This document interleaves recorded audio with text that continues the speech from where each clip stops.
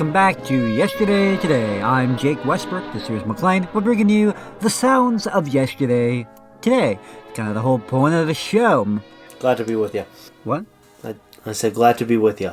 You introduced me, but then I didn't say anything, so I figured I'd kind of just slide right in there, so people know who McLean is, right. And hear the voice.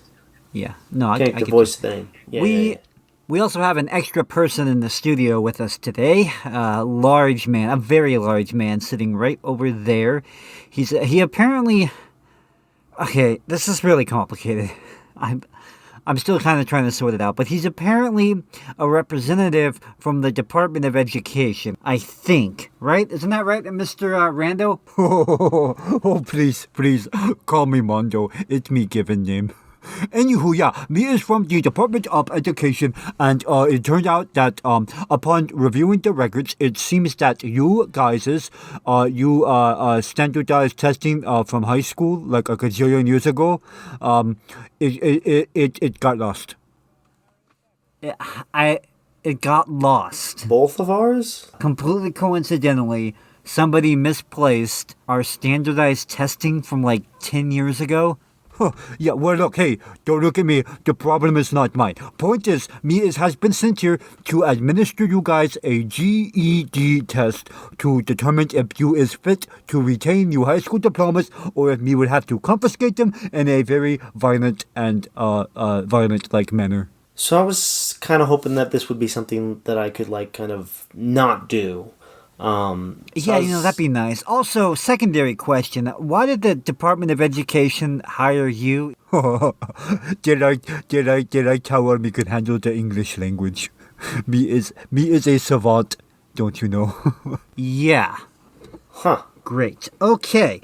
Well, this is actually kind of fitting, since the theme today is back to school, because it's that time of year again, heading back to the old institutions of education. So I guess we're gonna be...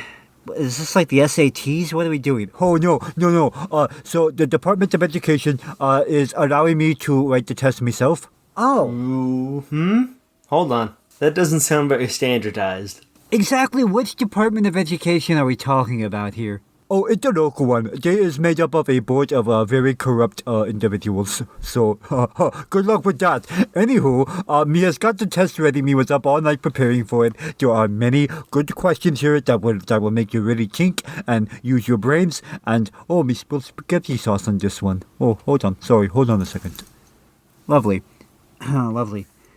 All right, well, while we take our tests, the first episode we have today is of the Archie Andrews show, which we played on here before, but this episode is about the first day of school.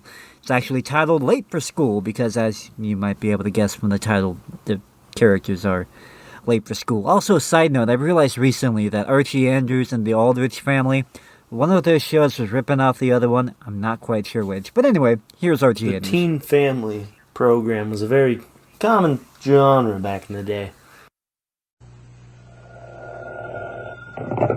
Hello? Hello, Jughead, this is Archie. Come over right away. It's a matter of life and death. Oh, relax, Archie. Relax. Yes, here he is again, the youngster millions of readers of Archie Comics magazine know and love so well, Archie Andrews and all his gang.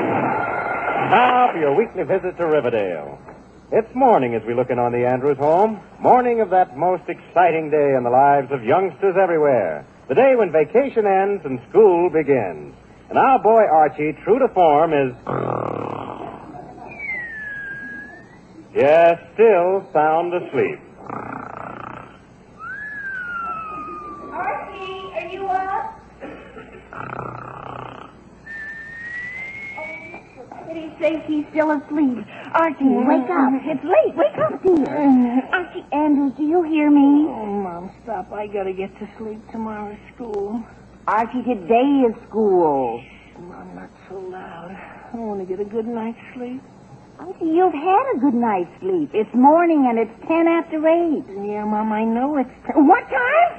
8:10. In the morning? Yes, in the morning. Monday morning, the day I go back to school? Yes, Monday morning, the day you go back to school. Holy cow, I'm late, Mom. Mom, how did it get to be 8:10? Well, that's what I want to know. I thought you were going to set your alarm for 7 o'clock, so you'd be up good and early. But it's just the trouble, Mom, I did.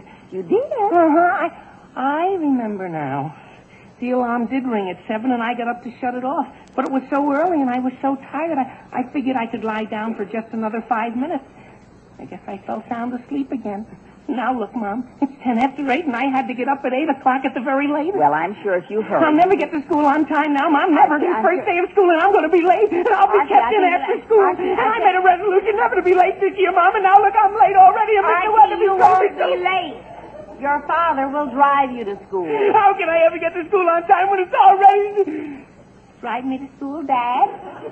Yes, drive you to school, Dad. Oh, boy, it usually takes me 15 minutes to walk it, Mom, but if Dad drove me there, I might even be early. Yes, Archie, you'd even be early. Oh, boy, do you think Dad'll do it? Well, I'm sure he will when we tell him how important it is. Come on, he's in the shower. Okay, Mom. But, boy, I'm sure glad you thought of that. You saved my life. I'd sure hate to be late on the very first day of school. Well, you won't be, so relax. Over your shoulder, I'm walking behind. Fred! Somebody call me. Yes, I called you. That you, Mary? Yes, it's me. Fred, come out of there. What? I said, come out of there. You have to drive Archie to school. What? Archie's late for school. Did you call me a fool? Oh, for heaven's sake, he can't hear me. Let me try, Mom. I got a stronger voice. He'll hear me all right. Dad! Come on out of there. I'm late for school, and I want you to drive me there. Look over your shoulder. I'm walking behind. Oh, dear. He didn't hear you either. Well, gee whiz. Mom, I'll make him hear me. Dad, can you hear me, Dad? It's me, Dad. Archie! Morning, Archie.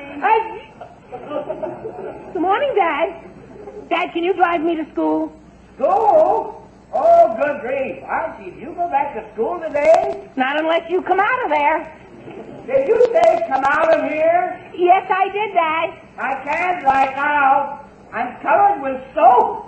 Oh, for pity's sake. Fred, you've got to drive Archie to school. With soap all over me?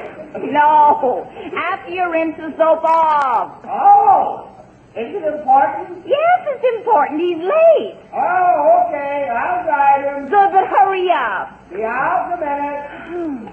Well, we finally got the message through. Yeah, but I think it would have been easier to send him a telegram.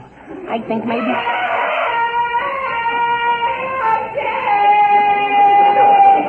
Oh, boy, there's Jughead calling for me, Mom. I better go shut him up.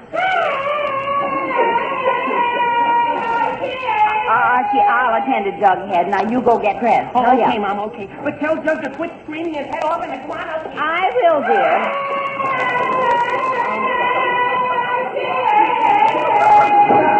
Jughead, will you please stop that screaming?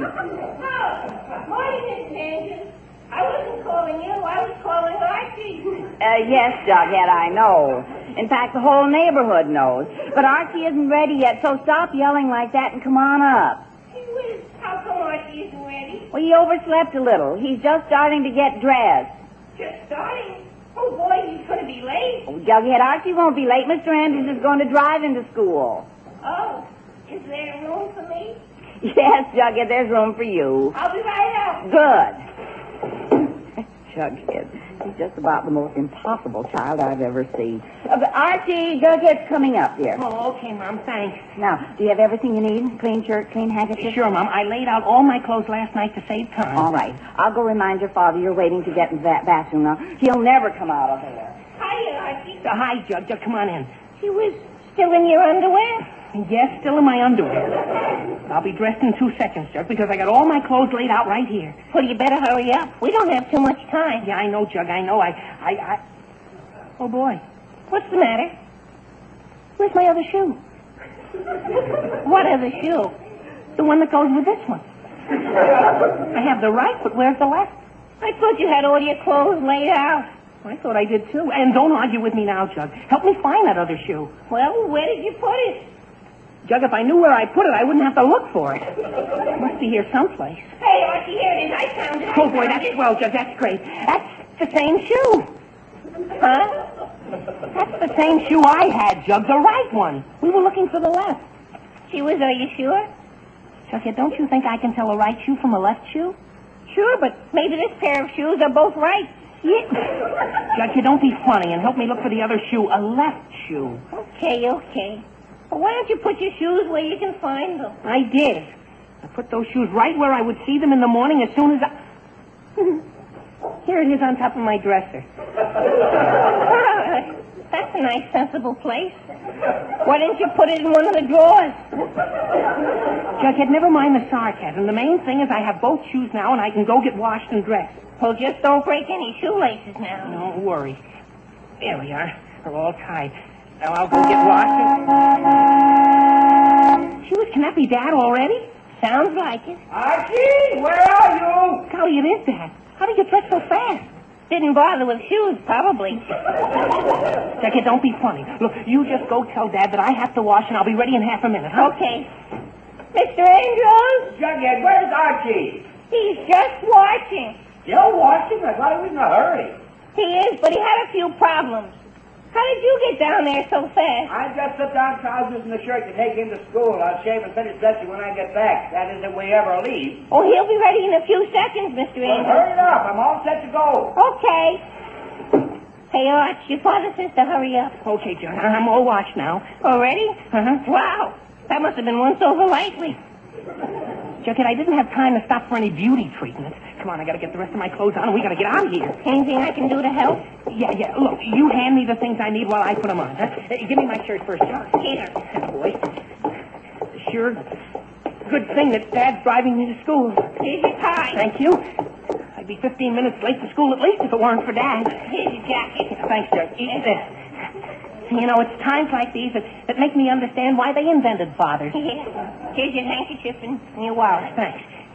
Yes, sir. I don't know what I'd do without good old Dad to help me out. Yes, sir. Well, I'm all set now, Jug. Let's go. But Archie, what I about... sure don't want to be late to school on my first day. But how... I'm going, Mom. What about breakfast? Well, I'd better skip it, Mom, just to make sure I'm on time. I'll eat a big lunch. All right, dear. Goodbye. Have a good day at school. Thanks, Mom. I will. Come on, Jug. Hurry up. Oh, we're off to school at last. Archie, will you listen to me for a minute? Well, Jughead, what is it? You forgot your pants. Jug, I know that, and I don't need any pants. Oh, Jughead, why didn't you tell me? I've been trying to. Holy cow. I'll run up and get them. You tell my father I'll be right down. Yeah, but don't forget anything else now. Jughead, what's keeping Archie now? His pants. What? His pants. He forgot them. Forgot him? You mean Archie came all the way downstairs without his pants? Uh-huh. And if I hadn't told him, I think he'd have gone all the way to school before he realized it. That kid will be a wonder if he ever gets to school at all today. Oh, I got him. Well, and he's even wearing them, too. Hi, Dad. I had a little trouble getting dressed, but I'm all set now. Well, it's about time. Now, get in. We're going. I am, Dad. Come on, Jug. Hurry up. I'm in. Good. Okay, Dad. Okay, we're all set. Oh, and I sure appreciate your taking me to school like this, Dad. It's the only way I'd have been on time. Yeah, you'll be on time, all right. Nothing can stop us now. Well, almost nothing. Dad, what was that? Sounded like a blowout to me. Oh, no, not a blowout. We'll know soon enough. Well, is it, Dad? Is it, huh? Yes, Archie, it is. A blowout on the rear tire. Oh, no. Oh, boy. Yep. That tire's flat as a pancake. We're not going any place with that. Just when I'm late for school. Well, It's much too late to walk now. It's just And it'll take us a good 15 minutes to change that tire. And I'll be 15 Fine. minutes late at least. And I'll get Yeah, but detention period for a week. And I'll my very first day of school. My very first Archie, will you please calm down? So we got a blowout, and it looks like you'll be late. But raising a rumpus about it isn't going to help any. Nothing's going to help now. Well, if you'll just stop getting hysterical for a minute, maybe we can think of some other way to get you to school. What other way is there, Dad? What? Archie! No, who's that? Betty, she's over on the porch. Oh, fine. How about a ride? Jug, go tell her I'm too late to stop and talk to her about... A ride? Jug, did she say a ride? Uh-huh. Betty, do you mean a ride to school? Uh-huh. She was sure. Okay, I'll tell my father. together. Okay, Betty, fine. Swell. Oh, boy, Dad, how do you like that? Just when we're stuck and don't know what to do, along comes Betty and offers us a ride. Well, Archie, you see, that just proves that nothing is as bad as it looks. I guess you're right, Dad. I guess you're right. And things sure look bad there for a minute. You got plenty of time now. But I haven't. I better call the garage and you'll come out and change this tire. I'll never get to the office today. Okay, Dad. I'll see you tonight. All right, Archie. Have a good day at school. Thanks, Dad. Bye, Bye, Mr. Andrews. Oh, well, Jug, was that luck or not? Having Betty offer us a ride just then. Yeah, it sure was. And how? Oh, that Betty's a sweetheart. Yes, sir, I always said she was a swell kid. She's what you call a real friend. Yes, sir. Oh, well, come on, let's go over there and get that ride. Well, here I am, Archie. Oh, hiya, Betty. We were just coming over to... Here you are? Betty, what do you mean, here you are? Here I am, ready for that ride to school. Ready for the... You mean, you want to ride to school? Uh-huh. Well, you said I could, didn't you? Who said you could? I thought you were inviting me to ride with you. Oh, no, Archie, I couldn't do that. Daddy left his car in the garage yesterday to take out the dents Mother put in the fenders. But, Betty, what was it you just went to tell your father? I was getting a ride to school with you. He's been trying to get me a taxi all morning because I overslept, but there aren't any taxis to be had. Well, that's just great. That's just fine. Now, we're all stuck. Stuck? You mean your father isn't driving you to school? He was, but we got a blowout. Oh, for heaven's sake, when I saw you all standing here, I thought you were just leaving. Well, we were, but we're not.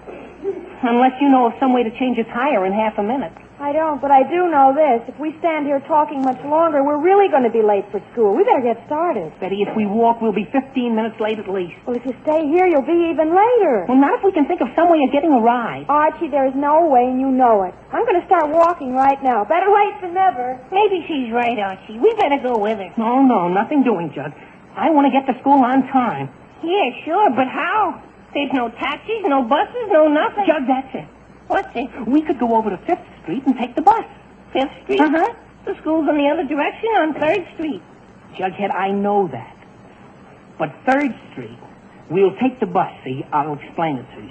If we walk 1 block out of the way to 5th Street and take the bus 10 blocks cross town, we can then walk back 2 blocks to 3rd Street and be right at the school. I think. That saves almost all the walking. Well, maybe it would be faster. There's a bus at 8:30. Ought to be along any minute. Yeah, then let's go, Judge. Come on, we better run. If we miss that bus, we're dead done. Yeah, I'm running, Archie. Faster. I'm running. But I bet these soft-boiled eggs I had for breakfast never thought they'd wind up scrambled. Jughead, never mind the jokes now. We gotta catch that bus. Jughead, look, there it comes now. Come on, we gotta get to the corner before the bus does. We'll never make it. Faster, Jug, faster. That bus driver's a practical joker. He loves to race people to the corner and then leave them standing there. Jug, quit talking and run faster. We're almost there. Now, come on, Jug, turn on the speed. Hey, bus, stop! Stop! Hey, wait for us! Mister! Miss me! Jug, he stopped. He stopped. He stopped for us. It's a good thing. I couldn't have run another step. Well, we don't have to run anymore, Jug. Go ahead, get on. I am. Oh, boy. A ride to school at last. Yeah. Put your fares in the box, please. Yeah, we'll just... Huh? Fares go in the coin box right there. Fares? Oh, boy. Mister, how much is it? 7 cents, like it says. Oh, boy. Jug, you got any money? Sure. 2 cents. Fine, all I got is a nickel. We've only got 7 cents between us. The fare is 14 cents for both of you. Jug, what'll we do now? Maybe he'll let us go halfway for 7. Jug, don't be silly. We've got to pay the full fare. If you fellas don't have the fare, you're going to have to get off. Jug, look, maybe we ought to pool our money so at least one of us could ride. Nothing doing, Archie. We're in this together. All for one and one for all, and none for all, and all for none, and none for all, and all for... Listen. Do you two have 14 cents or not? Well, we thought we did. Well, I don't care what you thought. Do you? Well, I guess not. That's all I wanted to know. All. Oh, mister, couldn't you just let us ride for nothing now, and tomorrow morning we'll pay you double, huh? All. We won't even sit down. All. We're going to be awfully late for school, mister, and if you just... Funny. Look, I don't own this bus. I only drive it. And the man who does own it, he's stubborn. He insists people pay him for riding on it. In fact, he pays me to see that people pay him. So either put 14 cents in that fare box or get off. How about a pack of bubble gum? I said Okay, get... okay. Looks like we get off, Archie. Yeah, it looks that way. Come on, Jug.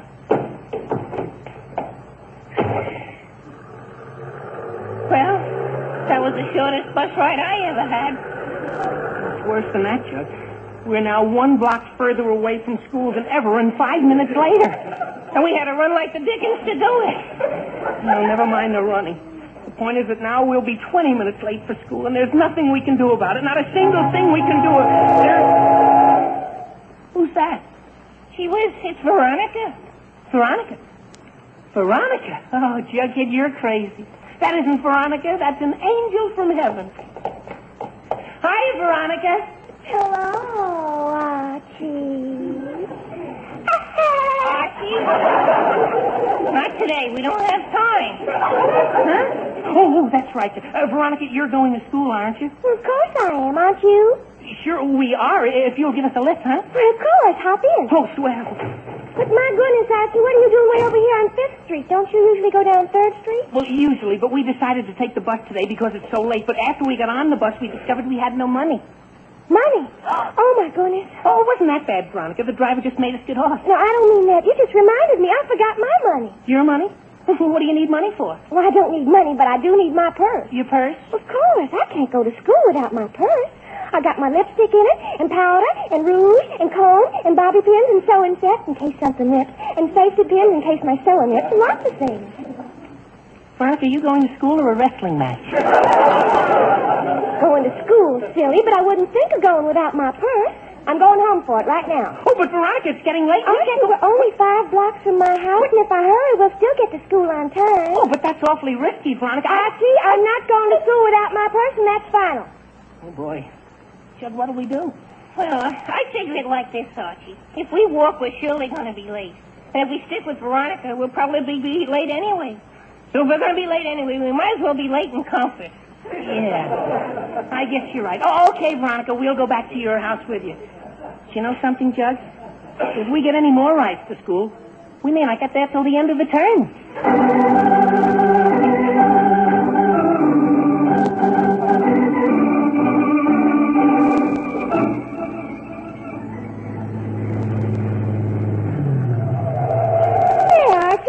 It didn't take so long to get back to my house, did it? No, Veronica, we made fine time. But we still have to get to school, so will you please go find that person in a hurry? I am, Archie, I am. And quit worrying. We'll be at school 5 minutes after I find my purse. Yeah, oh, sure, Jug, sure. Only 5 minutes from here all the way to school? The way that girl drives, I can believe it. Well, I still don't like cutting it so close. I like to be there on time. Gee whiz, you sound like you've never been to school before. Jug, never mind whether I've ever been there before. The question is, will I ever get there again? What's taking her so long, anyway? It's a big house and a small purse. Jughead, we can't wait all day. Come on. You going to school without her? No, I'm going in there and hurry her up. Archie, my father says there are 3 things you can't hurry. Turtles, my Uncle Herman, and women. Maybe so, Jughead, but I'm still going to try. Veronica, where are you? Right here, Archie, in the dining room. Veronica, look, it's getting awfully late. We got to get going. Now, why don't you just forget about that purse, huh? You can borrow whatever money you need from one of the other girls in school. We really can't wait any longer, Veronica. We don't have to, silly. We just got... Huh? I found my purse. See what you did? Uh-huh. It was right on the table where I left it. See? You mean we can go now? You're all set? Uh-huh. Jughead, didn't I tell you Veronica wouldn't take long? Didn't I tell you she'd get us to school right on time? I told you. Oh, my goodness. Oh, Veronica, don't tell me you forgot something else. No, but Daddy's taking my car. Who cares? As long as we get to school... Your car! Oh, no. Mr. Lodge, come back! Daddy! Mr. Lodge! Daddy! Oh, Mr. Lodge! Daddy! No point in my getting a sore throat, too. He's gone. Oh, boy, he sure is. Veronica, what the dickens was that all about, huh? I don't know, Archie, unless Daddy came out and saw my car out here and thought I decided to walk to school after all, so he took my car to the office with him. But where's his car? Well, Mother took it downtown to go shopping. To go shopping? You mean we're stranded? Way out here? Further away from school than ever? Oh, boy, we sure been making progress backwards. And it's getting late. We better start running or walking or something, Archie. Do whatever you like, Veronica. I'm not going to bother. Not going to bother? That's right. I give up. I just plain give up. You mean you're not going to school? That's right, Jug. That's right. Evidently, it's just not in the cards. Or the stars aren't right. Something. I can see I'm just not destined to get to school today. But you can't just stay home. And I might just as well. If we start walking now, by the time we get there, all the program will be given out, and we won't know where to go or what to do, and all the good seats will be gone, and the new books will be given out, and, well, it'll be such a mix-up we might just as well forget about the whole thing and just not go to school today and start fresh tomorrow. Nope. I know when I'm late. I just plain give up. Gee whiz, look at the milk wagon. Milk wagon? Jughead, who wants a bottle of milk at a time like this? No, look at who the milkman is. My Uncle Herman. Who? My Uncle Herman. Jughead, what the dickens is your Uncle Herman doing working as a milkman? I don't even know what my Uncle Herman is doing working.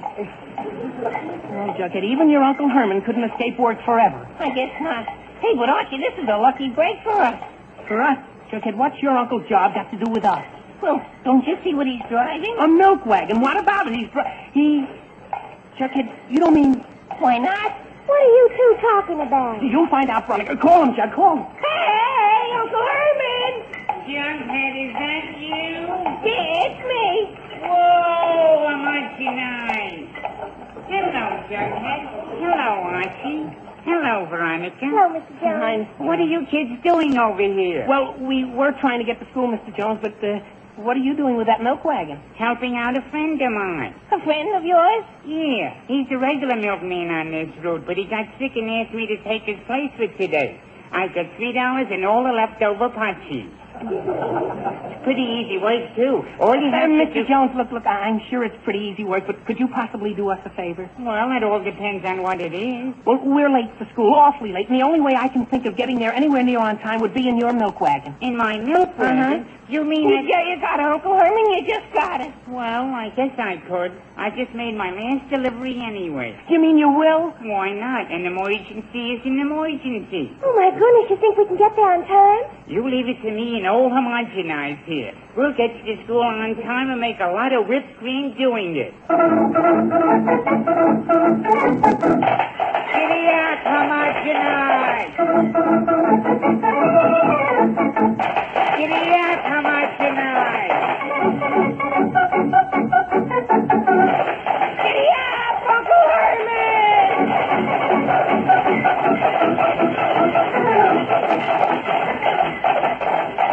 Whoa, homogenized! Whoa, girl! Whoa! Here's the school, kids. Here's the school. Yeah. Well, that was pretty good time at that, wasn't it? Good. Mr. Jones, that was the wildest ride since Paul Revere. Yeah, but we're here anyway. Yeah, now the question is, are we late or not? Oh, boy. There's the late bell now. Oh, my goodness, we're late after all. Oh, it doesn't matter, Veronica. If we run for our classrooms now, the teacher won't say anything about our being a few seconds late. Come on, let's hurry up and Hey, look at all those kids. Oh, my goodness, everyone's coming out of school. Gee whiz. Were we that late? Golly, we couldn't be more than a few minutes late. Well, then why is everyone coming out of school? I don't know. She was there's Betty. Hey, Betty, what's going on? Why is everyone coming out of school? Hi, Doc. Hi, Veronica. Oh, Mr. Jones. We're all going home, Archie. Going home? Uh-huh. We all gathered in the auditorium, and Mr. Weatherby told us that all the books and stationery supplies had been delayed and won't be here till tomorrow. So there was nothing much we could do today except get our schedules and programs, so he gave out the programs and sent us all home. Sent you all? I picked up your program for you. You didn't really have to come to school at all today. Didn't have to do it. Uncle Herman, quick, get a bottle of milk. Archie shouldn't have skipped breakfast today.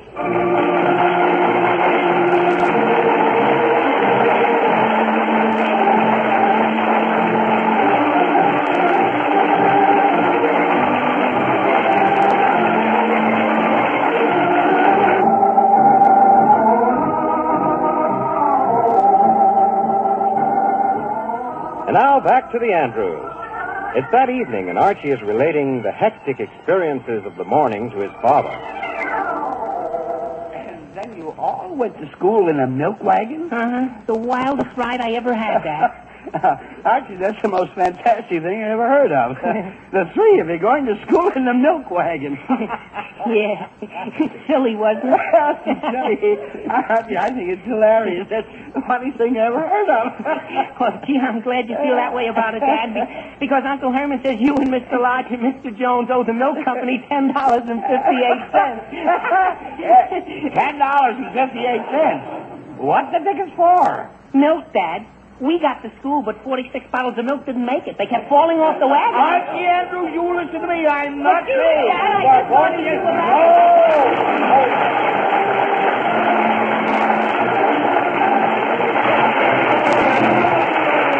You've been listening to another chapter of The Adventures of Archie Andrews, written by Carl Jampel and based on the copyrighted feature appearing in Archie Comics magazine.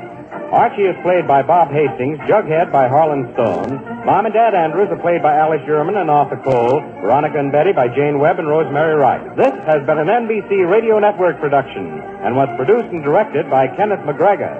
Incidentally, those of you who'd like to see our show can obtain tickets by writing to Archie Andrews, NBC, Radio City, New York, 20, New York.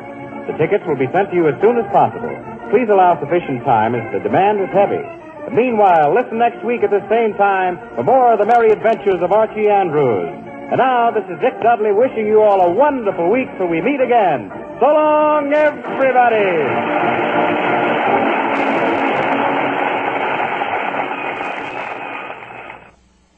All right, welcome back to Yesterday Today. McClay and I are deep in the middle of these standardized knowledge tests, which I'm really doubting that these are standardized since Mondo here, the representative from the Department of Education, he seems to have written them himself. So yeah. Speaking of which, Mondo is it? Oh yeah. What? Yeah, I'm a little confused. Yeah. Is you amazed by the impeccable wording and the insightful queries that me has queried at you? No. Oh. I was going to ask about this question here. The question is, what is 2 plus 2? Which wouldn't be so bad, but I'm a little confused when it says, explain your answer using only pictures, because Mondo don't do words well. Huh, my question just says, name your favorite 3 types of fish. Oh, yeah, me is very curious to know what your favorite 3 types of fish are. It's a hobby of mine, is gauging every individual's knowledge of fish, or the liking of the fish, or how they like to prepare the fish and put the fish into a sandwich. Me enjoy fish sandwich. Fish sandwich good. What was your question again? You ever get those dreams where suddenly you wake up and you're back in school and you're not wearing any pants and you're panicky and stuff? This is kind of like that, except this is much worse and I am wearing pants. Huh. Well, if you don't want to be wearing pants, Mia's can fix that. No, that's okay. I'll just work at my own pace. Okay, but if you change your mind, I'm not going to change my mind. Yeah, hey, never say never. That is the first rule of the law of education under Mondo. Yeah. Jake, while I draw anthropomorphic 2s and 4s, would you care to introduce the next program? Yeah, I'm just gonna... We need to vote on getting some new people on that Board of Education, McLean, because I'm not really liking the results the current staff is producing. When they had the petition to recall the school council, I didn't care. I just walked right past them, and here we are now. Enjoying the fruits of your inactivity. See, kids, this is why the involvement in your civic life is one of the most important things that parents can encourage their children to do. Thanks for that PSA, Mondo. The next show we have for you today, the Red Skelton Show, famous comedian of his time, and this one's dedicated to education and schools. So here it is. Red Skelton, that funny. It's Moisturize, the new, all-new Rolly 903 cigarette. Listen. That jet of fresh, pure moisture stands for the new, different moisturized Rolly 903. New blend, new taste, new freshness. It's the new, all-new, moisturized Rolly 903.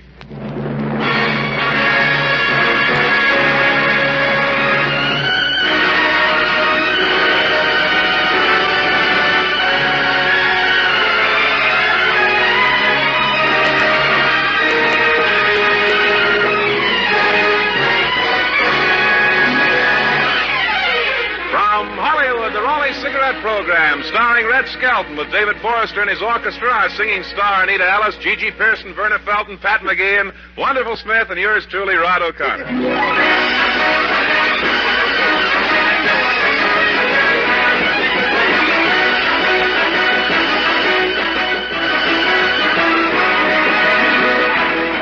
It's a pleasure to bring you Metro Goldwyn Mayer's popular show-off and the popular comedian and star of the Raleigh Cigarette program, Red Skelton.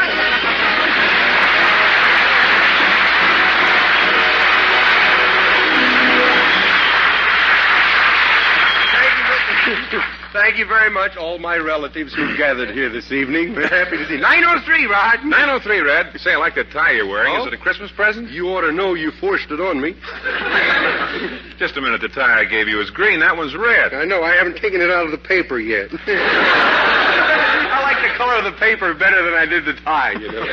Say, did you have a good time New Year's? So they tell me, yes. Well, how'd you like those tickets I got for you for the Rose Bowl? Oh, say, they were wonderful. They had Swiss Alpine climbers for ushers over there. I was so high up that I bought my program from the guy in the Goodyear blimp. And on top of that, the lady sits in front of me. She had on a hat. It looked like two chickens fighting in a plate of spaghetti. I'm kidding. Feathers about 3 feet high. For a minute, I thought it was David Forrester. Obstructed your view, huh? Yeah, I said to her, I said, look, lady, take off that hat or this community is going to have a new Jack the Snipper. Well, did she remove her hat? Huh? Did she remove her hat? My case comes up Thursday. Hey, by the way, it's not there. It's all right.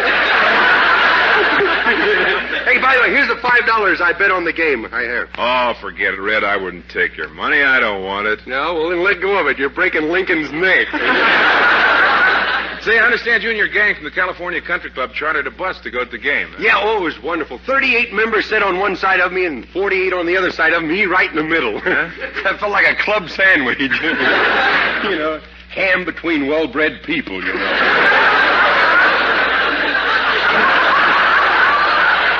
Well, say, Red, one of the club members told me that you did a show all the way over and all the way back on the bus. Is that right? Yeah, I tried to keep everybody from getting bored, see, so I told jokes and did all my comedy routines from vaudeville.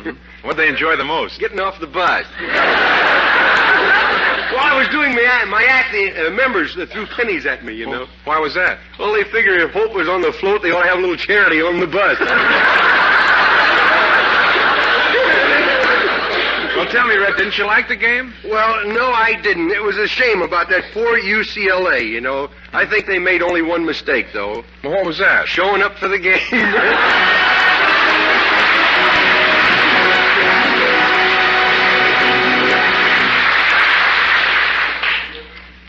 Listen.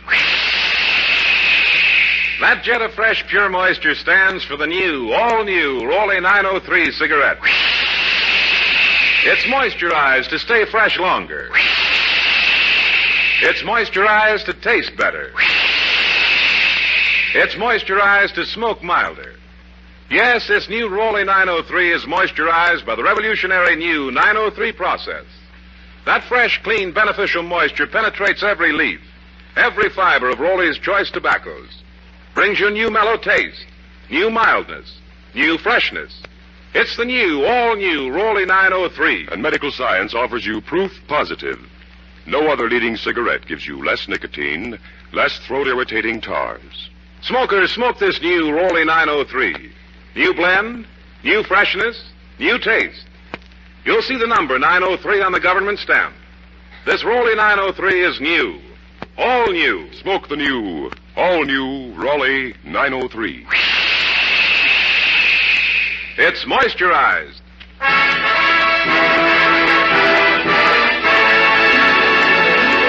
And now our lovely Anita. Oh, by the way, congratulations, Anita, on winning the Al Jarvis 5th Annual National Make-Believe Ballroom Popularity Poll last night. And now Anita will sing I See Your Face Before Me. Okay, go ahead, honey.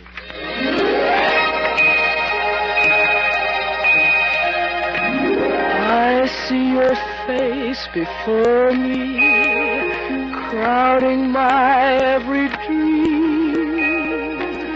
There is your face before me. You are my only thing. It doesn't matter where you are. I can see how fair you are. I close my eyes and there you are.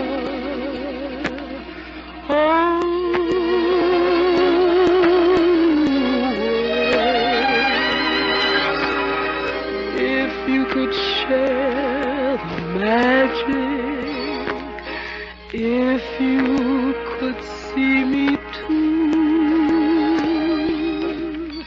there would be nothing tragic in all my dreams of you. Would that my love could haunt you so, knowing I want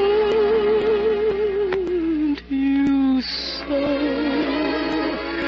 I can't erase your wonderful face before me. I see your face, your fabulous face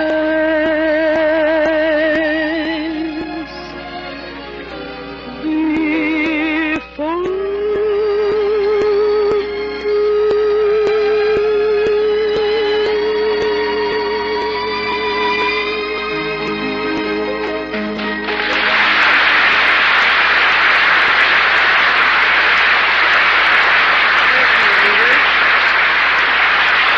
Tonight, the stories and poems from the Skelton Scrapbook of Satire are about education and school. Clem had a head in which nothing would stick, neither reading, writing, nor arithmetic. The source of his trouble was a head that was double, and as a result, twice as thick. Chapter 1, Clem Cadiddlehopper at School.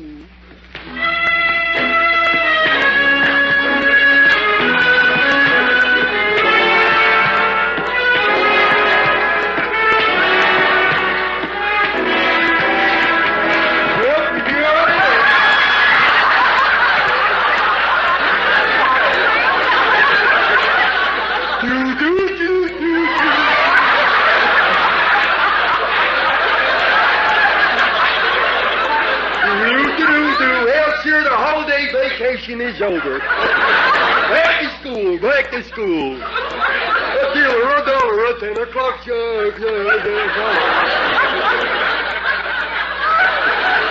Better go to school so I can learn to read this thing. Yes, sir, boy, I may not be bright, but I'm always at the head of my class. Standing in the corner, of course. I hate wearing that dunce cap, though. It don't fit me very good. The point ain't long enough for my head. I could only learn to write my name, you know. That's what... Clem is all right. I can spell that, but... Cadiddlehopper, I wear out 6 to 8 pencils.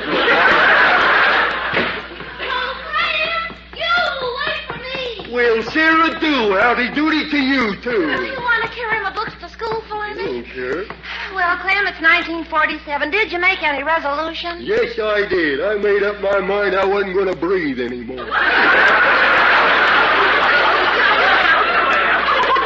About breathing. No, I gave that up last year.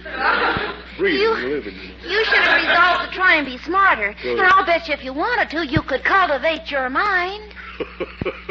She ought to know better than that, huh?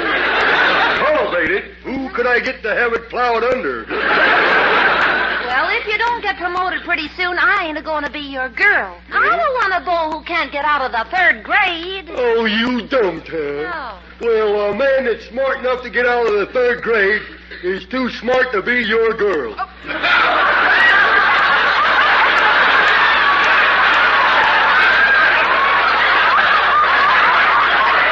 He's too smart to be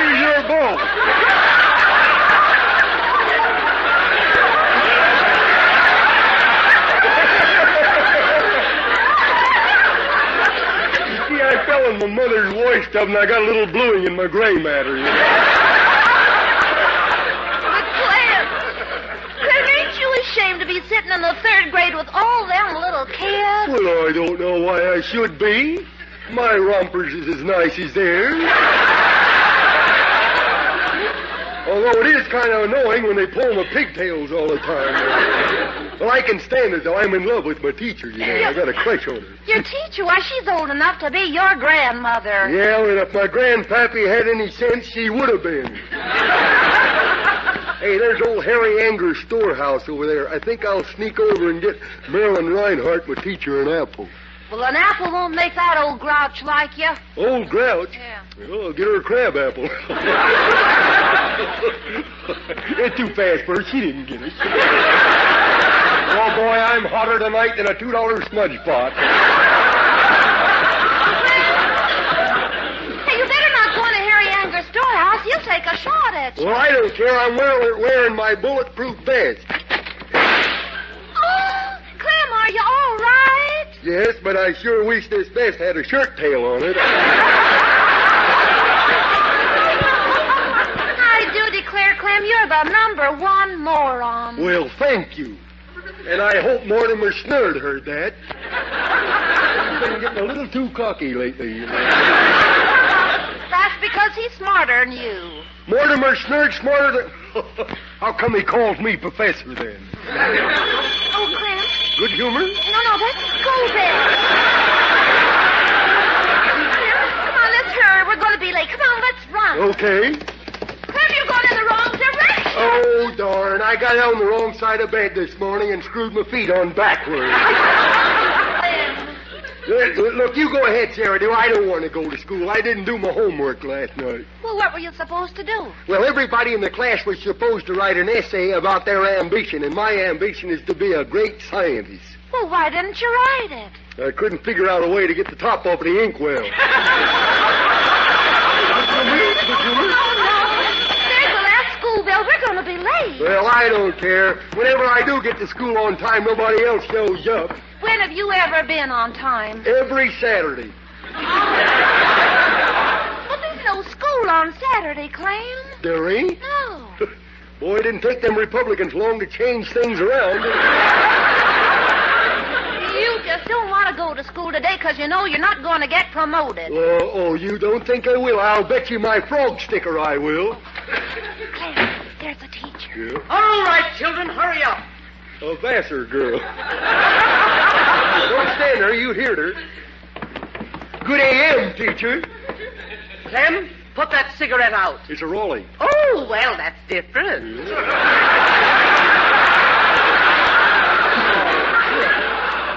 Clem, you're just the boy I'm looking for. Yeah? Would you clean the blackboard? Well, Here's a bucket and a rag. Thanks a lot. Didn't have much choice, did I?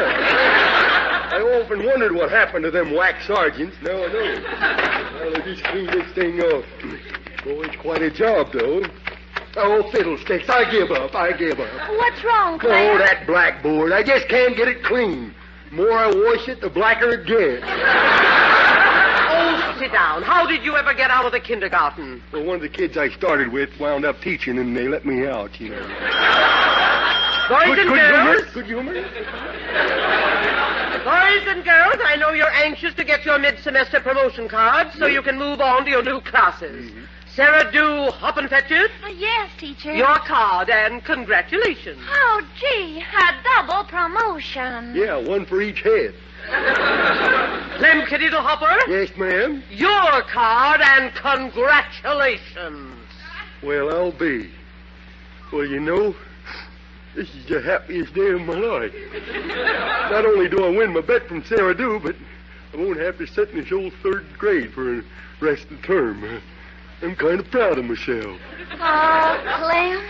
Clem, I'm so happy. Yeah. After 4 years, you got out of the 3rd grade. Yep, they're putting me back in the session.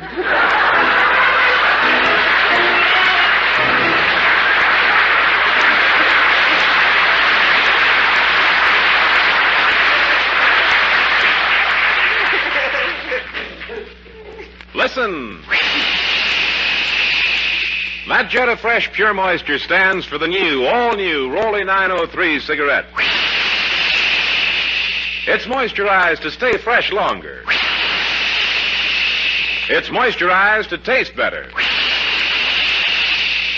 It's moisturized to smoke milder. Yes, this new moisturized Rolly 903 is unlike any Rolly cigarette you've ever smoked before. It's new, all new, new blend, new freshness, new taste. And remember, medical science offers proof positive. According to tests certified by a jury of 14 doctors, no other leading cigarette gives you less nicotine, less throat-irritating tars. The new Rolly 903 is moisturized by the revolutionary new 903 process. That fresh, clean, beneficial moisture penetrates every leaf, every fiber of Rolly's choice tobaccos, brings you new mellow taste, new mildness, new freshness. Smoke the new, all new Rolly 903. It's moisturized. And now for our amigos in Mexico who call me Chiquito Hombre Skeleton, David Forrester and his Rolly Cigarette Orchestra play Chochita, Jesusita, rather, from the Gay Caballero.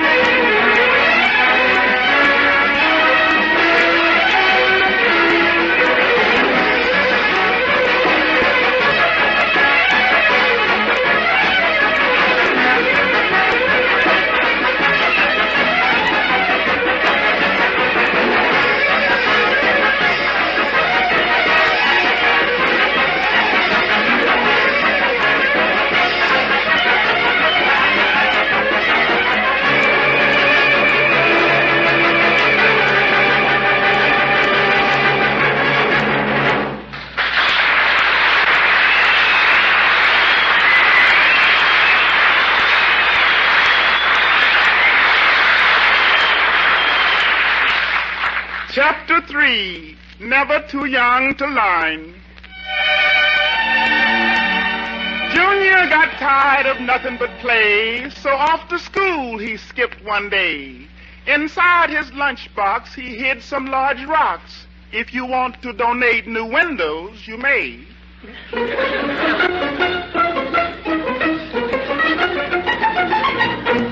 Yoo-hoo, Namor! The atomic yearling is home. Oh, darling, is that my sweet little angel? Heaven's little bundle of joy. Excuse me, ma'am, I'm in the wrong house. Oh, you are. Junior, it's time for your... Good heavens. Where did you get that bloody nose and that black eye? We was playing football, and I was UCLA. You've been fighting again. No. Did you run into that little bully down the street? No, I didn't run into a little bully. Just he fist is all. You know, I think them Wheaties you've been feeding me backfired on me. Now get yourself upstairs. No? Okay. Oh, wait, Junior. What are you doing with those books under your arm? I'm teaching myself how to read. Oh, that's impossible. Oh, you think so? When you heard me read? Yes. What now, what? The man of and ye it and... Of course, there's some words in between there. I hadn't figured out what they mean. Well, it's nice of you to try to learn. Yeah, and such nice books to read from, too. Let me see those books. Yeah. How to Mix Drinks. Yearly Racing Form. Junior! How many times have I told you to stay out of your grandfather's library? Well, then, kiddo, how about let me go to school? Huh? You wouldn't know what to do in school. Yes, I would. First thing you do is you take the teacher a nice, big, juicy apple. Then what? And then you let her have it right in the mud. Can I go to school? Honey, you can go to school when you're a little older. Well, now, I'm going to go to school now. I'm going to... You come back here. Let go of me arm. You're breaking me arm. No. Let go. You're pulling it out of his socket. You're pulling it out of his socket. Oh, he wants to go to school. Yeah,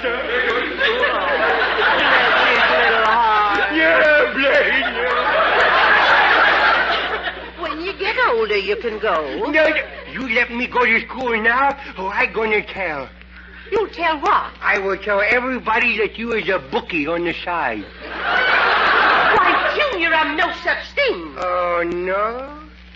Hey, Queenie, $2 on triplicate. Okay, Bud. Win, place, or show.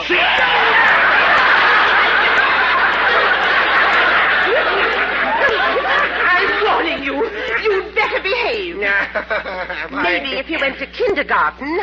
You mean with a lot of little boys and girls, Yes. though? Where they sing and play? Yes. Ring around the rosy? Yes. And string beads and draw pictures on your blackboard? Yes. Wouldn't waste me spitballs on them. Well, maybe if I talked to the principal, Clarence Stout, he'd overlook your age and let you visit the kindergarten today. Candy garden? No. You said candy garden now, Barbara. Not. Do you want to go to school with me?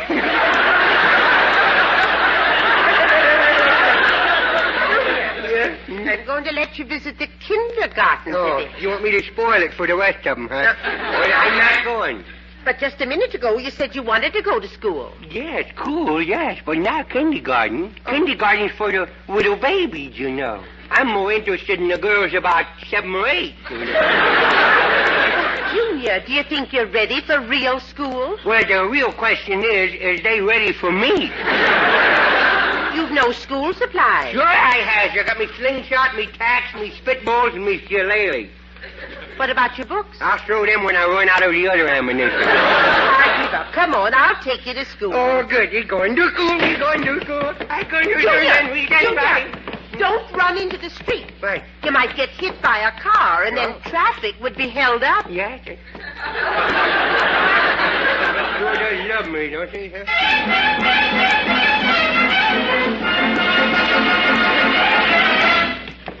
Here, Grandma, here, let me open the schoolhouse door for you. Oh, boy, you big in these halls, Junior, be quiet. The students are studying. Well, they might as well get used to me now, you know. Hey, Grandma, look, there's a broken statue. Look at that. Boy, what a fight that must have been. Look, nothing left but the head, look. Oh, that's George Washington. It's a bust. It sure is, boy. And remember, it was busted before I got here, Hey, look at the kids in there studying. Oh, a whole room of them. Look at them, all asleep. Look at them. Hey, there's one kid over there, look, he's reading a book. U.S. history. On the outside it says. On the inside it says Flash Gordon. I don't think it's going to take me very long to catch on around here, you know. Well, here's the principal's office. Oh? Go through that door, Junior. Oh. Junior! Well, you said go through the door. Well, wait till I open it. Now she tells me. What happened? Oh, Vernon and Junior. Hello. Ah, shut up. This guy's in a rut, you know. Hey, quiz kid, are you an absent-minded professor? Why, no, Junior. You know. No. What makes you say that? Were you writing with a cigarette and you smoking a fountain pen? You know, I wondered why, when I blew a smoke ring, I had to blot it. Here. Well, what can I do for you, Junior? Well, I want to go to school. Who hires the kids around here? I want to get hired. You want to go to school? Yes, I'd like to, if I could. Werner. Yes. We teachers don't get much money. Of course, we are hoping for a raise, but not that kind of money. Well, I wouldn't be too much trouble. Now, look, Skinny. Me head is burning for learning. Sign me up, will you? Why? Was that your line? Oh, did I read your line? No. No, do you really think that you're smart enough to go to school? Sure, ask me a question. Well, make it a good one. Well, all right. Now, let me think of a good one. Yes, what is 2 times 2? That is a good one, isn't it? Now, ask me another one. Well, you haven't answered that one. Oh, yes, let's see. Now, 2 times 2. 2 times 2. Yes. Well, I don't claim to be a genius, you know. You see, you don't even know what 2 times 2 is. Yes, I does. 2 times 2 is 903. Junior, do you expect me to accept that answer? If you smart, yes.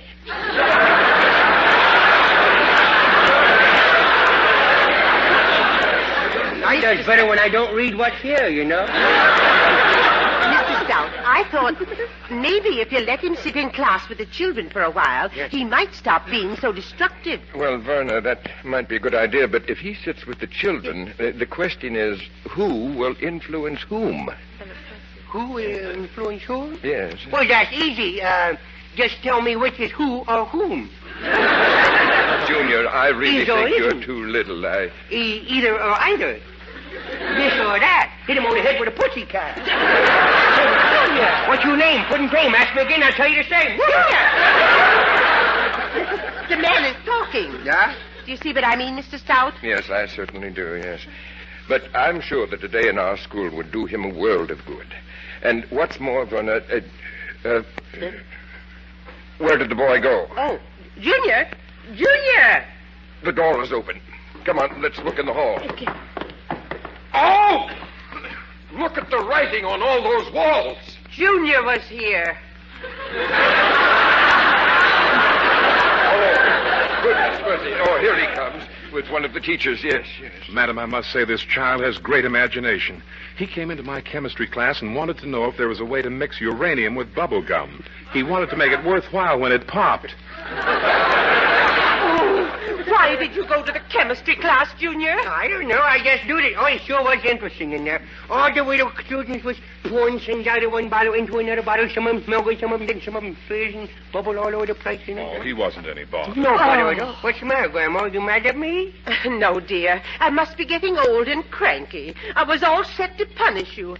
I was so positive you were being bad. Oh? And all the time you were being a good, sweet boy. Oh? And behaving like a little gentleman. Will you forgive me, dear? Well, if you'll do something for me. What is it, dear?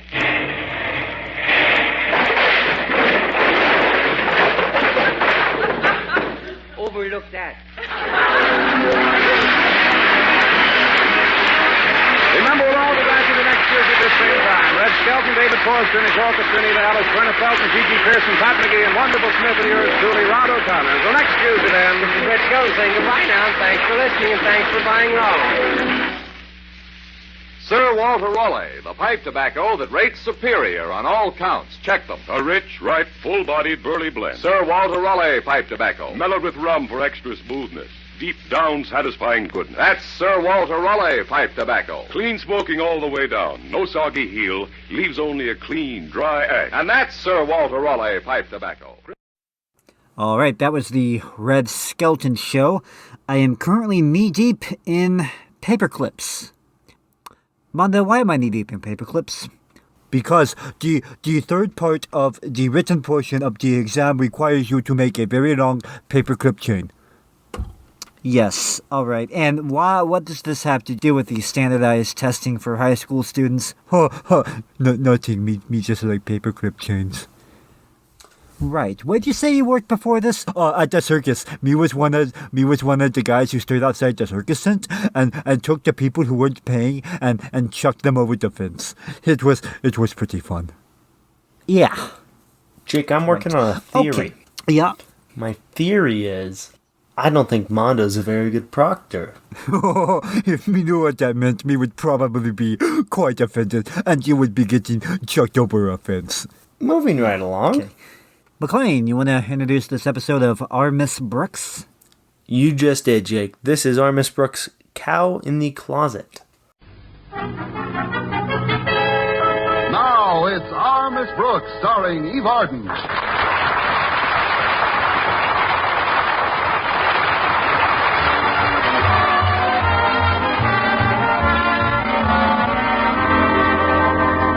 Most female teachers at Madison High School think of Mr. Boynton, the bashful biologist, as an extremely handsome, virile, irresistible individual.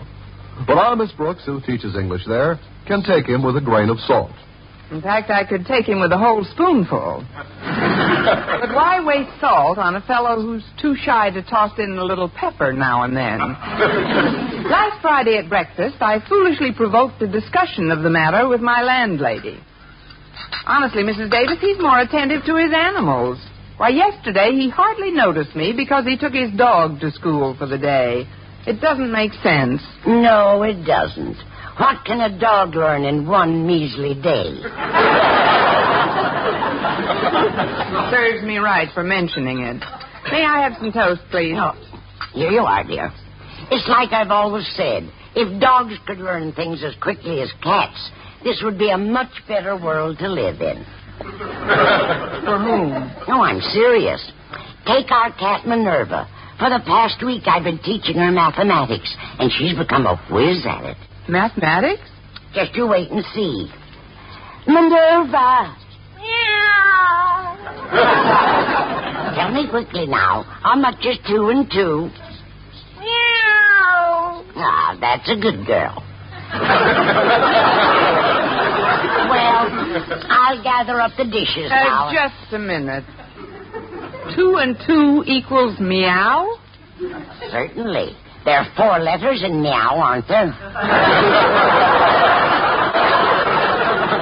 That's her way of telling me that the answer is 4. 2 meows equal 8. 3 meows equal 12, and so on. Oh, it's funny, though. She isn't so hot on the odd numbers. Look, Mrs. Davis, I started this conversational maze with the simple statement that Mr. Boynton brought his dog to school yesterday. Well, Connie, then it's simple.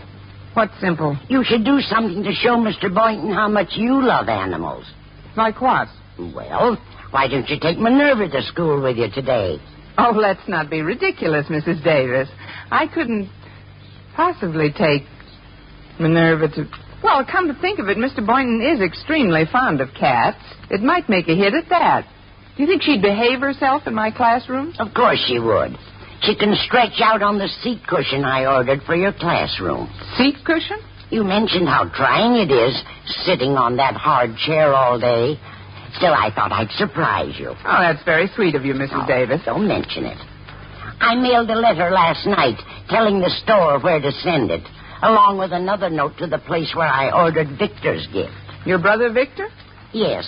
He's every bit as fond of animals as Mr. Boynton is. That's why I bought one for him yesterday. Oh, that's nice, Mrs. Davis. What did you get him? A cow. A cow? Yes. It's a female. Those are the best kind. But why on earth would you Victor just moved into a little farmhouse on the edge of town, Connie. It's only a 15-minute drive from here. By and by, he'll be adding more livestock, of course. But right now, with just the one cow, I figured he'd have his hands full. Well, if he plays his cards right. Well, I'd better dash off to school, Mrs. Davis. I'll have to use all my powers of persuasion to get Mr. Conklin's permission to take Minerva into class with me. All right, dear. Just put Minerva into this valise I bought for her at the pet shop. It's a cat carrier. You might leave the lid open for her, though. Oh, that won't be necessary. There are holes in the side through which she can breathe. In you go, Minerva. Here, I'll give you a hand. Oh, that's what I like about Minerva. She's so polite. Whenever you help her out, she always says 4.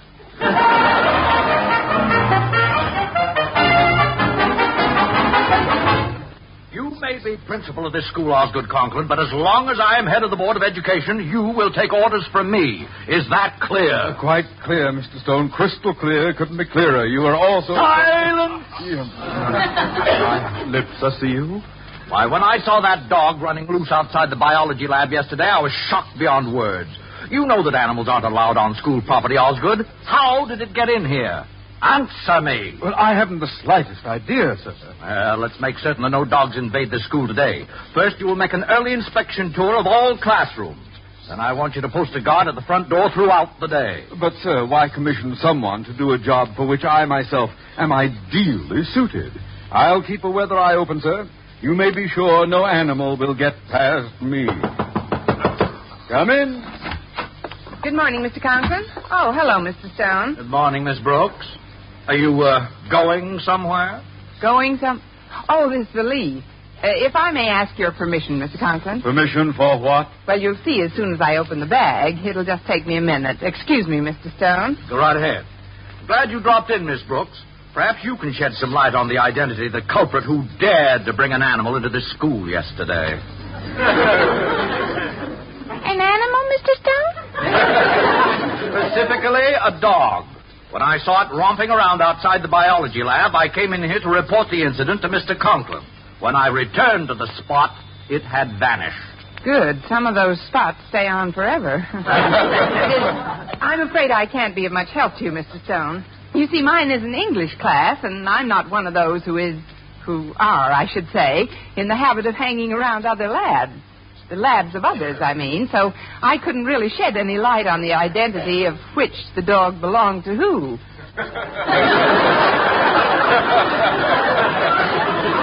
Who? And exactly how long have you had this English class, Miss Brooks? You bet. Well, please forgive my faulty syntax, Mr. Stone. The thought of a beast on the premises has frazzled my nerves a bit. Well, goodbye now. One moment. You were going to open that bag, remember? Bag? What bag? Oh, the bag.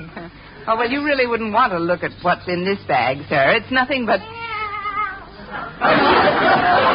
What was that? I said I'll run along now and meow. Meow, that's a new expression some of the kids use. It's real cool, I think. Meow. Instead of saying goodbye, they say meow. Silly, isn't it?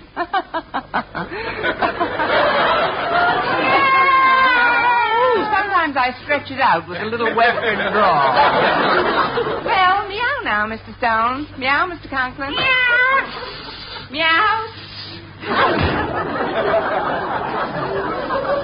Now, that was mighty peculiar behavior. She galloped out of here like a frightened antelope.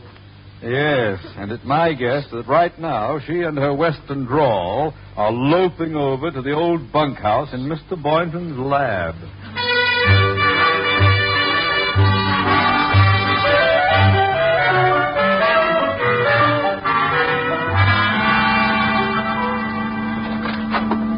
Oh, hello there, Miss Brooks. Howdy. Please sit down, Mr. Boynton. We've got a little palavering to do. Well, can it wait, Miss Brooks? I was just on my way to the cloakroom to feed Geraldine. Geraldine? You know, my dog. She's a boxer. And if Mr. Conklin drops in, she'd better come out fighting. That's what I came to warn you about. Warn me? Yes, he's on an anti-animal kick. Mr. Stone happened to see Geraldine in the hall yesterday, and he was furious. Luckily, he doesn't know who her owner is yet. Gosh, I guess I should have asked Mr. Conklin's permission. Oh, but there's little chance of my dog being discovered in here, Miss Brooks. Mr. Stone rarely comes into my lab. The same goes for Mr. Conklin. Oh, well, then maybe my cat can hide out here for the day. Your cat? Yeah, I'll let her out of the bag. I certainly wouldn't want Mr. Conklin to find out I'm a cat rustler. Out you come, Minerva. You won't mind taking care of her for me, will you, Mr. Boynton? Oh, not at all. Come here, baby. All righty.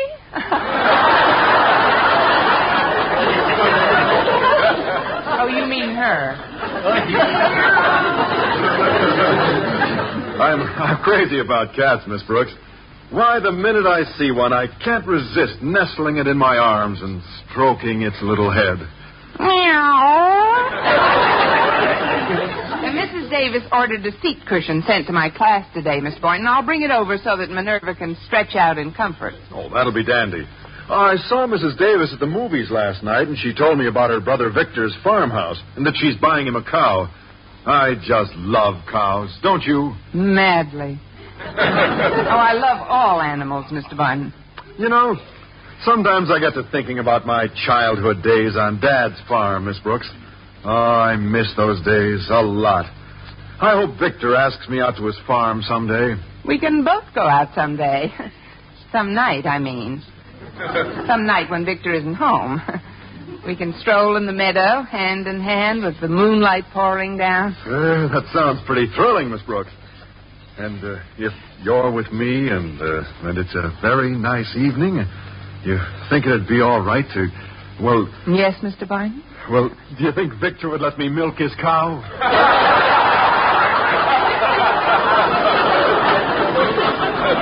We can both milk her.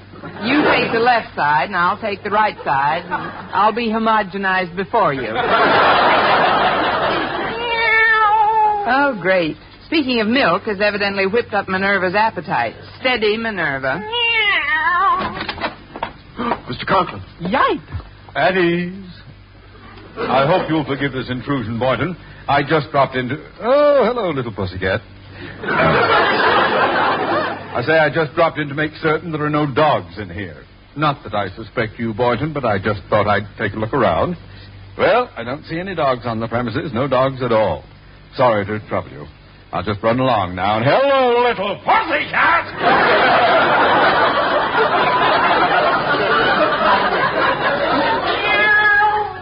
I have it. Let's all play charades. I mean, there's still a few minutes before first class, so just for kicks. That will do. Out with it now. To whom does this cat belong? Cat? What cat? Oh, the pussycat. It's quite a pussycat, isn't it? Silky. It's a girl cat, no doubt. Mr. Boynton and I hadn't noticed her. Oh, that's right. She must have strayed in, sir. Nonsense. Miss Brooks, I'm beginning to understand those phantom meows I heard in my office. Now then. What are you doing to the cat's collar, Mr. Conklin? I'm removing it, Miss Brooks. It'll be an easy matter to determine the person who owns her by simply checking the number on this license tag. That person, needless to say, is a dead duck.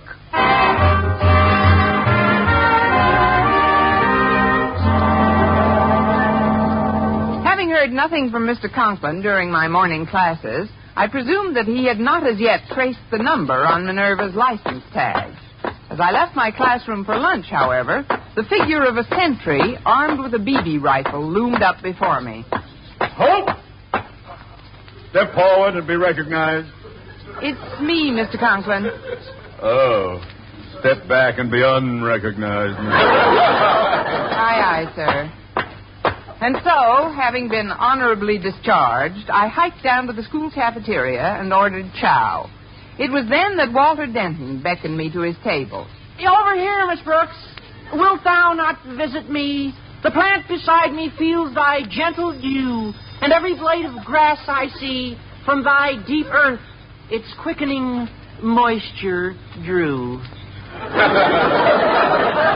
I ordered meatballs. What have you got? The same. I guess you didn't care for that bit of poetry I quoted, huh, Miss Brooks? You guessed right, Walter. Well, how do you like this one? You'd never have let the cat from the bag if you knew Mr. Conklin would grab her tag. You're either psychic or a sneak. How'd you find out I'm up the creek? Oh, that's a very provocative question, Miss Brooks. You will recall that shortly before first class this morning, our beloved principal invaded Mr. Boynton's lab and trapped you dead to rights with your furry friend. With two furry friends. Mr. Boynton lost his razor. Yeah. Well, at that time, I happened to be standing in the hall just outside the lab, and presently I heard excitement-laden voices wafted through the transom. That was a moment of great decision for me, Miss Brooks. I could have either hewed to the path of dishonor by remaining in the hall and eavesdropping, or I could have taken the glorious avenue of decency by closing my ears and leaving the scene. Well? Yeah, I took the dirty road out. For shame. But you still don't know all the details, Walter. Au contraire, Miss Brooks. I was about to say that some minutes later, I confronted Mr. Boynton with the juicy morsels I had overheard, informed him that I should like to be acquainted with all the facts, and requested that he sing. And he sang? Ezio Pinza would have envied him. Well, this is no laughing matter, Walter. When Mr. Conklin traces Minerva's license tag... He didn't have time to trace it this morning, Miss Brooks, and it's too late now. Here is a little gift as a token of my esteem. Walter, it's the tag. How did you get it? Like I said, Miss Brooks, I'm pretty perfidious at times. When Mr. Conklin left his office for a few moments, I sneaked in, made off with the tag, and ever since then he's been flipping his lid wondering what happened to it. But that's stealing. That's a dreadful thing to do, Walter, and thanks a million. You're entirely welcome. The only one thing worries me, Miss Brooks. Since Mr. Conklin can't establish ownership, he'll probably confiscate your cat and send her to the pound. Oh, no. We can't let that happen to Minerva. Somehow we've got to spring her. I have an idea, Walter. You've got to sneak her out of the biology lab through the window and then take her to Mrs. Davis's brother's farmhouse. It's only a 15-minute drive from here, so you can report back to me in my classroom before the end of lunch period. Check. I know a shortcut to the farmhouse, Miss Brooks. I helped Victor move some furniture in day before yesterday.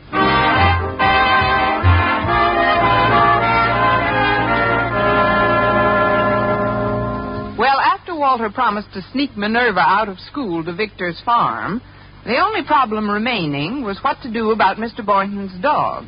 In my classroom shortly after noon, I told Mr. Boynton what Walter had done. Well, I doubt that he'll get back here before the end of lunch period, Miss Brooks. It's almost 1 o'clock now. Excuse me, Mr. Boynton. I want to steal a little peek into the hallway. No sentry. Mr. Conklin apparently ducked out for a bite. Now's your chance to get rid of your dog. Oh, I've already taken care of that. I simply lowered Geraldine out the window and told her to go home. She'll be lying on the doorstep waiting for me after school, Miss Brooks. You see, she's been trained. No matter where she is, she knows how to get to my apartment house. So do I, but what good does it do? Hiya, folks. I got your cat to the farm okay, Miss Brooks. Nice work, Walter. Did you turn her over to Mrs. Davis? Not exactly. She was out shopping when I got there, but I left Minerva with her brother Victor as soon as he got through with the delivery man. Delivery man? Yeah. Some guy was delivering a seat cushion. What? But that cushion was supposed to be delivered to my classroom. Good old absent-minded Mrs. Davis. Miss Brooks? Yes? A sign here. For what? For this. Oh, no. Wait a minute, mister. This is a cow. You got good eyes, lady. We give you the bucket free. Gosh, a real cow. I haven't milked a cow in 14 years. Hand me that bucket, Walter. Oh, no, you don't. This is no time to improve your handshake. Listen, mister, my landlady evidently got confused. There's been a dreadful mistake, but you'll simply have to take back this cow. Oh, I'm sorry, lady. That'll take a separate order, and our company's jammed up for the day. Give them a call, though. Maybe we can take her tomorrow. Well, you've got to be reasonable. You can't leave a cow here overnight. This is a public school under the supervision of the federal government. Let's keep politics out of this. I'll be going now. So long, lady. I just caught a glimpse of Mr. Conklin and his daughter Harriet coming up the school steps. What'll we do? Mr. Boynton, cut that out.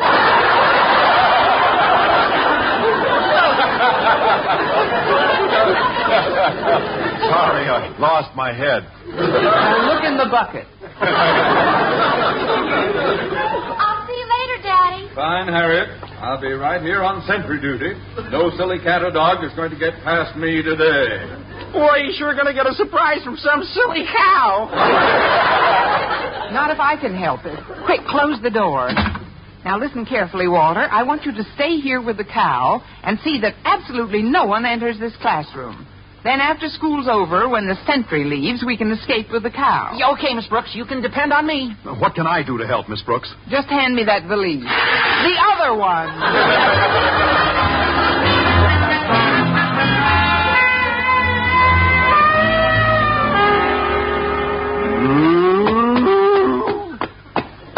Steady, girl, steady. You're in good hands. 10 after 3, Walter. As soon as Miss Brooks gets back, we can... Who goes there? A friend. I'm unarmed. Wait till I pull the chair away from the door. Hi, Miss Brooks. See anybody in the hall? Just Harriet Conklin. She was on her way to a dramatics club meeting. I saw Mr. Conklin getting into his car, so now's our chance to make the break. You men bring up the rear. We girls will lead the way. Come along, Bossy. Now keep your eyes peeled, Walter. You too, Mr. Boynton. If you see anybody... Holy smoke! Quick, push her in here. I'll open the door. But Walter! No time to explain. In you go, Bossy. Come on. In. All right, Walter. Now would you mind explaining what we and the strange cow are doing in Mr. Conklin's office? Well, I just saw Harriet Conklin coming down the stairs. Oh, but we're safe in here. She never comes into Mr. Conklin's office when he isn't around. Quick thinking, Walter. Hi, Daddy. I thought you'd gone home. I forgot something in my office, Harriet. Oops, he's around. Down. What on earth is going on in there? Well, I'll soon find out. Back the cow into the closet. Hurry. Come on, Bossy. Back. Come on, in you go. All the way. That's it.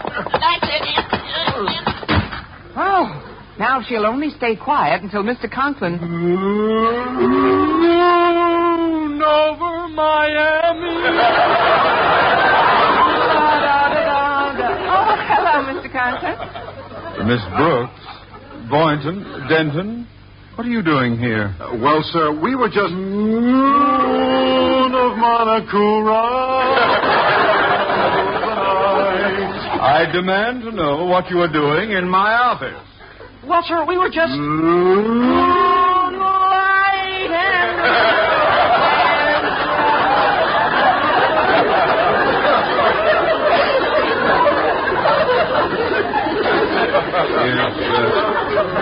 Is the song fest over now? No, not quite, Mr. Conklin. Somehow I feel more coming on. I'm in the mood for love simply because you're... Oh, shut up! You all sound like a herd of sick cattle. For the last time, what are you doing here? Well, sir, we just dropped in to say goodbye on our way home. I left here 5 minutes ago, but I forgot my hat. I'll get it out of the closet, and we can all go together. What an awful way to go. Oh, surely you don't need a hat on such a lovely day, sir. Why not skip the closet? Step aside, Miss Brooks. Yes, sir. Pardon me, please.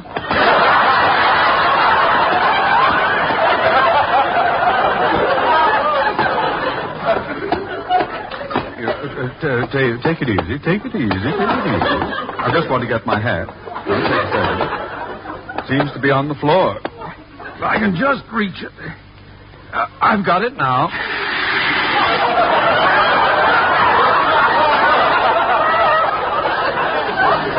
Oh, I am sorry. Now I've got it. Now I can...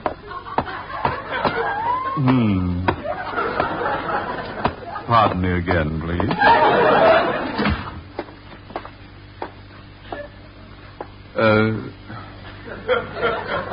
Will one of you kindly tell me that I didn't see what I just saw in that closet? You've had a rough day on sentry duty, sir. Overwork very often causes one's mind to play tricks that are... Oh, yes, of course. It's absurd.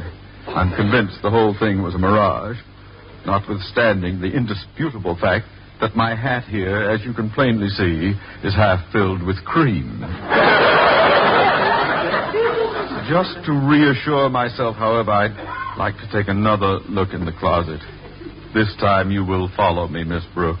Oh, it's rather late, Mr. Conklin. Let's do it in the morning. You'll follow me now, Miss Brooks. And I do mean now. Yes, sir.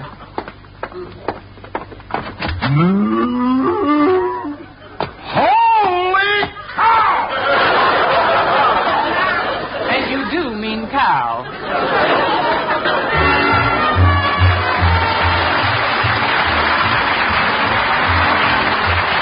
Miss Brooks, starring Eve Arden and Frank Clark, and produced and directed by Larry Bird, written by Joe Quillen and Al Lewis, with the music of Bud Gluster. Mr. Conklin was played by Gail Gordon.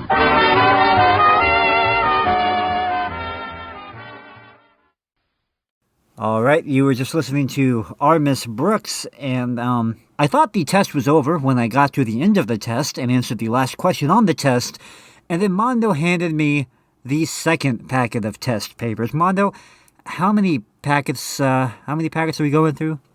47. Each one longer than the last. Okay, so me was writing the test up last night, and around about 3 in the morning, me hit a burst of inspiration as to what to put in there. Mother, I don't think writing tests is like writing a novel. I don't think that's a... Oh, but you love the character me introduced in packet 28 of the test. His name is Jasper. He's a little quirky, but he really spices up the story. We are so far off the rails, it's not even funny. I'm currently on packet 23, and the entire thing is blank. What exactly am I supposed to do? Oh, that's the meditation part of the test. It's a chance to really practice some deep breathing exercises. How will you know that I've passed this part of the test? Oh, me won't know, but you will know. And isn't that half the battle? Huh, well that is the most superficial thing I've ever heard.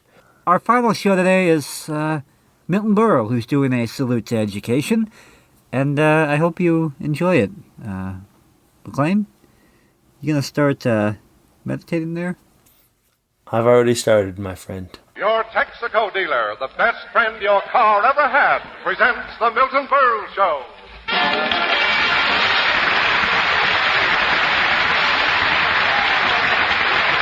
Welcome to the Texaco Star Theater starring Milton Berle, with Arnold Stang, Bert Kelton, Jack Albertson, Al Kelly, Charlie Irving, Jacqueline Suzanne, our new singing star, Kay Arman, Alan Roth and his orchestra, and yours truly, Frank Gallup. Ladies and gentlemen... Good ad-libbing. Ladies and gentlemen, tonight we salute education. This week, schools open and will not close until June. Right. This is the week Milton Berle's mouth opens and will not close until June. And here he is, if you will pardon the expression, Milton Berle.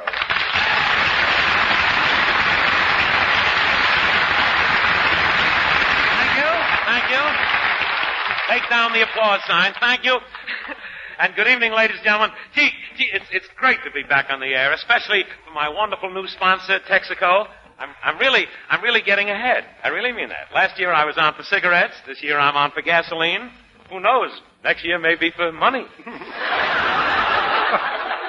I want to tell you, that Texaco gas does wonders for an automobile. Last night in New Jersey, look what it did for an old sedan. That joke is for sale, if anybody... That joke is for sale. Oh, Milty, how can one man be so funny and still have to work for scale? My contract... Berle. What was that? This is a funny time to be living cold here. Oh, it's you, Mr. Gallup. Gee, Mr. Gallup. Frank Gallup, ladies and gentlemen. Frank Gallup.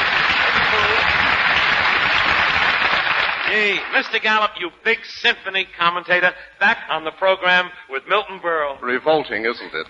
Now look, Mr. Gallup, I'm serious this year. I'm on 2 shows for Texaco, radio and television. I'm selling gas. You should be taking it. Now listen here, needle nose. Quiet, peasant. Yeah. Yes, Mr. Gallup, sir. Gee, it's starting in again. Oh, I wish I had some nice, dirty names to throw back at him. But I haven't heard any good ones lately. The truck drivers are on strike. But that truck driver strike has a bright side, though. It's nice to have my mother home for a change. Really, I want to tell you this. So, you're in television now, Berle. What'd you say, Miss Gallup? You're in television now. Yes, I am. What a break for radio. Oh, no. Don't you get the magnitude of television? Think, man, think. Every week, thousands of people just turn on a switch, and my face is in their living room. You know what that means? Yes, crowded kitchens. Crowded kitchens. They're clever. Ladies and gentlemen, I must tell you, the FCC makes us give Mr. Gallup a joke every now and then on this program. Otherwise, it becomes a lottery. I mean that. You know, you can josh Mr. Gallup, but I am a hit in television. I really am. Now, you people here in the audience in our Texaco Star Theater, you probably saw me on television last night, or don't you drink?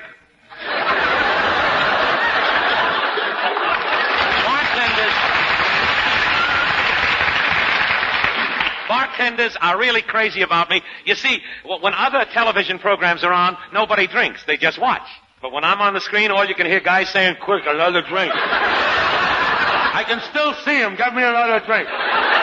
But enough about wonderful me. I want to tell you, Mr. Gallup, I just noticed something. I'm getting away from what I'm thinking tonight, but your complexion. What did you do? Spend the summer under a rock or something? I mean, last winter your face looked pretty waxy, but now it looks like the top of Jolson's birthday cake. Really, I'm not kidding. If you're quite through with your Maury Amsterdamish jokes, may I inform you that I had a rollicking summer with my friends of the music world. You did, eh? Yes, I was up at Camp Beethoven. Camp Beethoven? Camp Beethoven. It's in the Shostakovich Mountains on Lake Katchaturian. Katchaturian? No, but I caught a trout that long. Oh, I do declare that was a humdinger. Yeah, that was good. Oh, yes, that was jazzy, wasn't it, huh? Gee, Mr. Gallup, I want to tell you, you seem so animated tonight, you must have got up on the right side of your slab this morning. Well, let's stop kidding around. On with the show tonight as we salute education.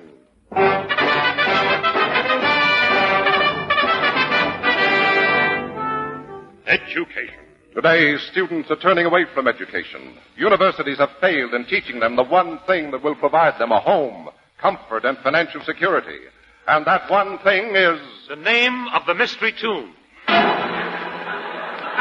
The keynote of modern education is progress. Today, medical students spend 4 years learning what they used to find out in one night at Minsky's. In the last 10 years, women's colleges have gained stature so rapidly that today many of them contemplate having football teams. We take you now to the Yale Bowl, where the girls of Martha Washington U are playing Yale. Coach Mildred Berle is giving a pep talk to her girls in the dressing room between the halves.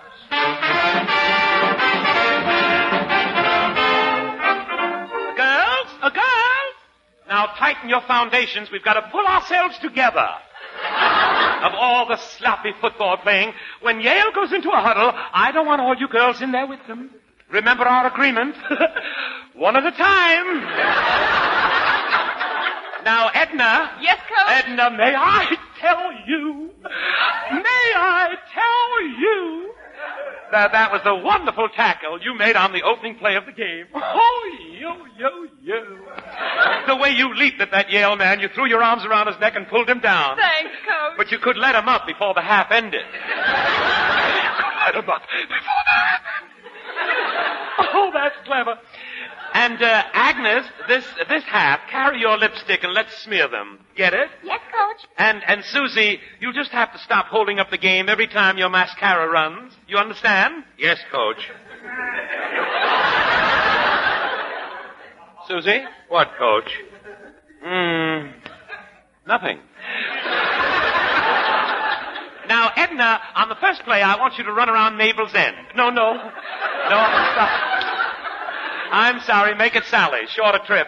Oh, you got that, Edna? Yes, Coach. And Agnes, when you're carrying the ball, don't carry it in your snoot. Comprehend? Yes, Coach. And Susie, just because we're using the T formation doesn't mean that you should run out on the field with a piece of lemon. Get it? Yes, Coach.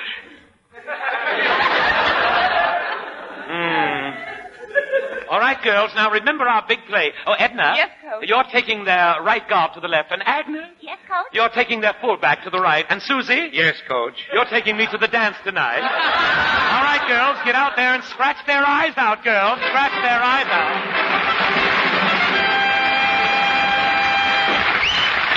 Please, hold it. Don't applaud. It attracts talent scouts. And now, Mr. Gallup, I guess everybody has romantic memories of their college days. When arm in arm with that one and only girl he sang down the old hop road. Though you'll never find out where it is by looking at maps, with a little investigation, you will find out perhaps.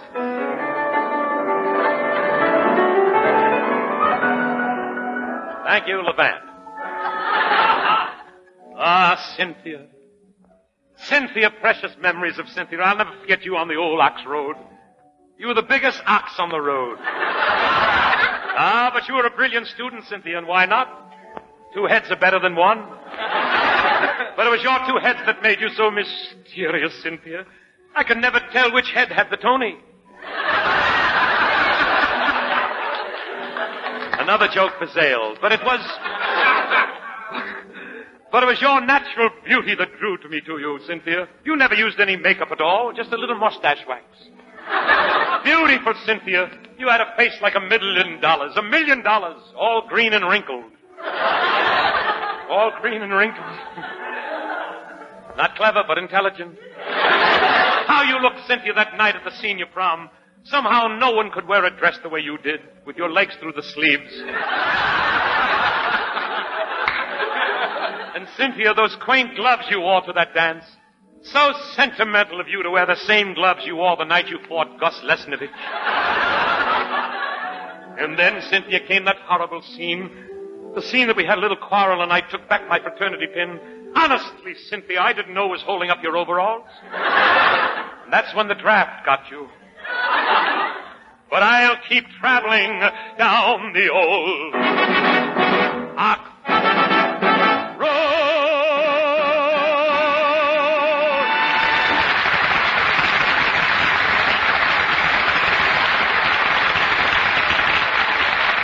Thank you.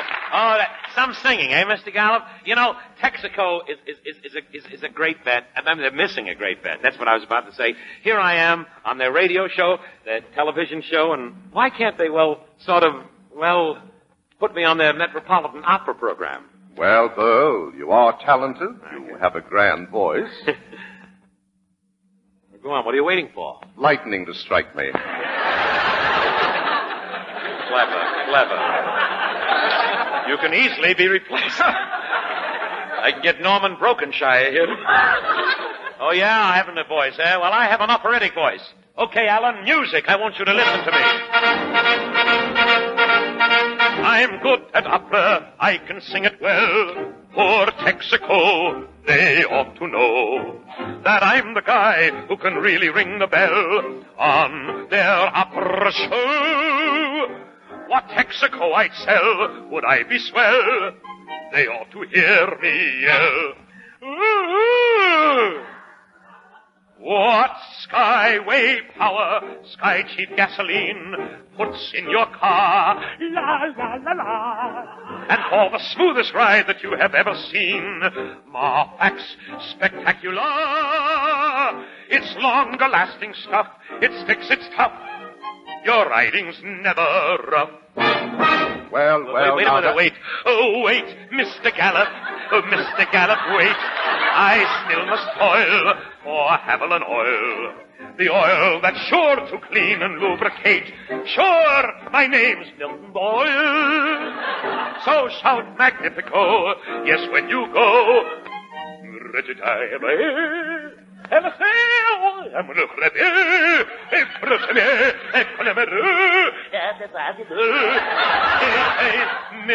Stop in at Texaco.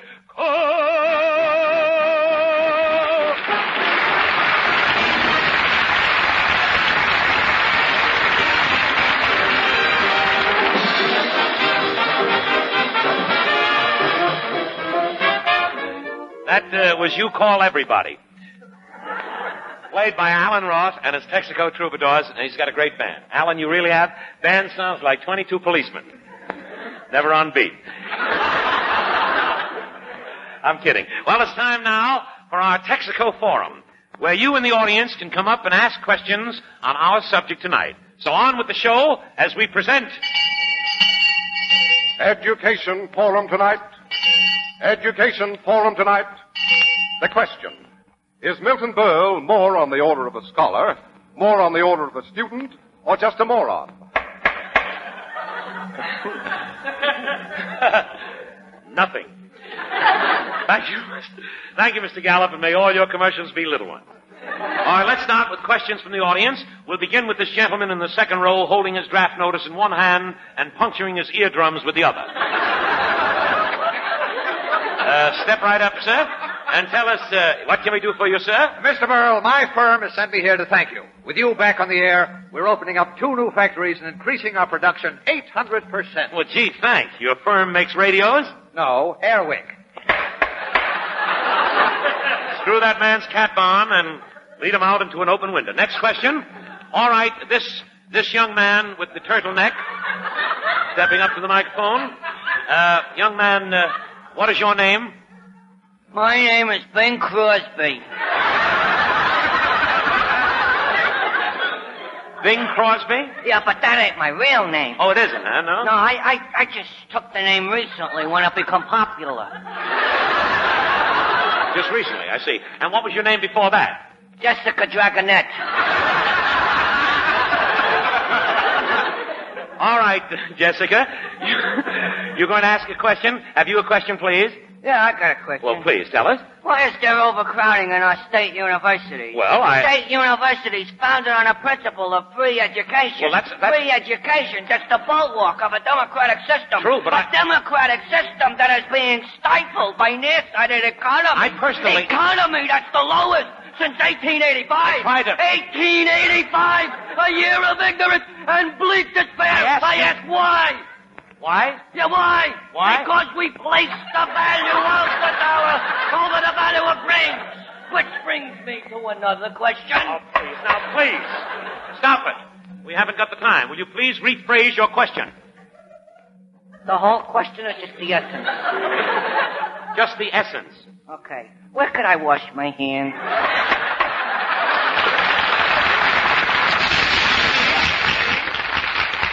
No.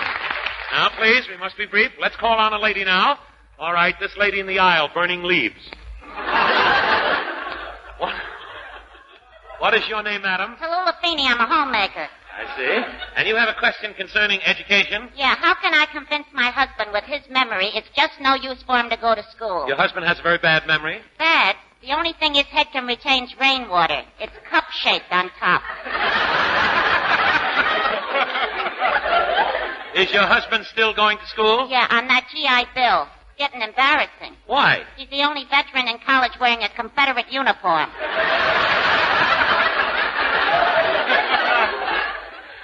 I see. That jerk. First day at school, he brings the teacher a big red apple. Everybody began yelling, "Teacher's pet, teacher's pet." Teacher's pet? But not with him, they won't. So your husband's going to college? Yeah, he's going to Columbia, but they gotta keep it quiet. Quiet? Yeah, if Eisenhower hears about it, he'll run for president.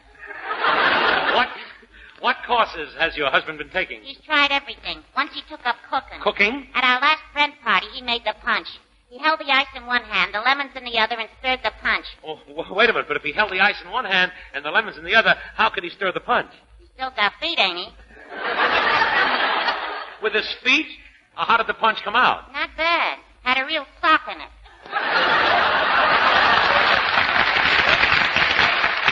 Well, Mrs. Feeney, I must say that your husband sure tries. Gotta hand it to him. Today's at the head of his class. He's at the head of his class? In a jar of alcohol. Thank you, Mrs. Feeney. Thank you very, very much.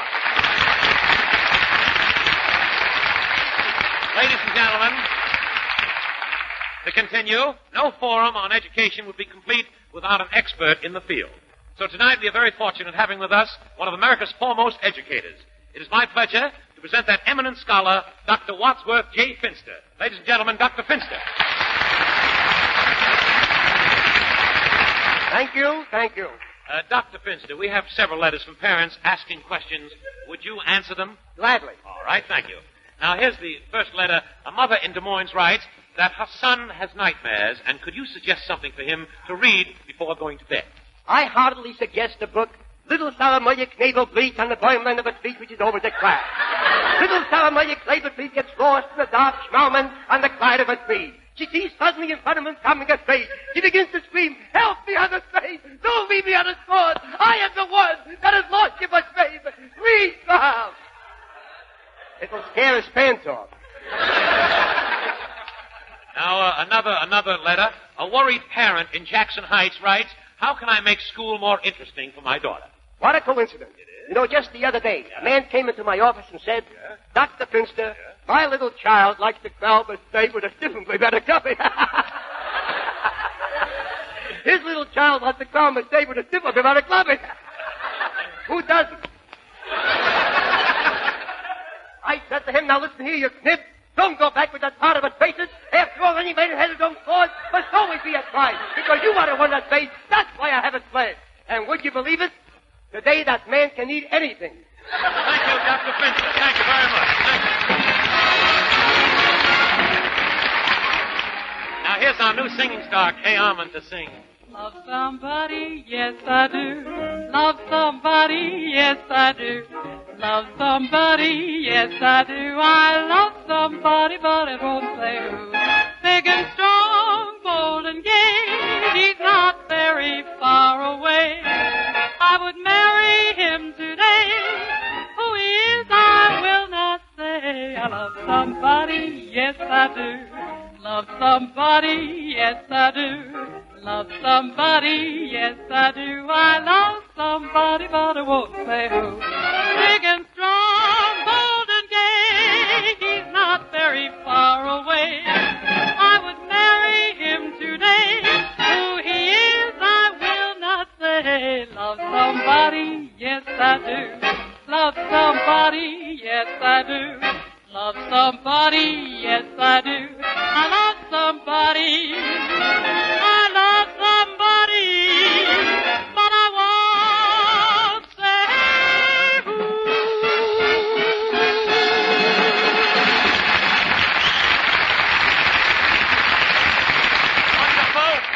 Wonderful. Thank you, Kay Armand. Oh, wonderful. Isn't he swell? Oh, that Kay Armand. As soon as she learns the second verse of the Star Spangled Banner, believe me, Lucy Monroe is through. But, Mr. Gallup, I'm sure that our subject tonight, education, must be a very painful one for parents whose kids start at school this week, because I know what a time I had with my son, Junior. Oh, the little monster. No, please. Remember, he's my son, my flesh and blood. Excuse me. That's better. The little corny monster. That's better. What a time my wife and I had the day before school opened. I remember I came home one afternoon, and I'll never forget it.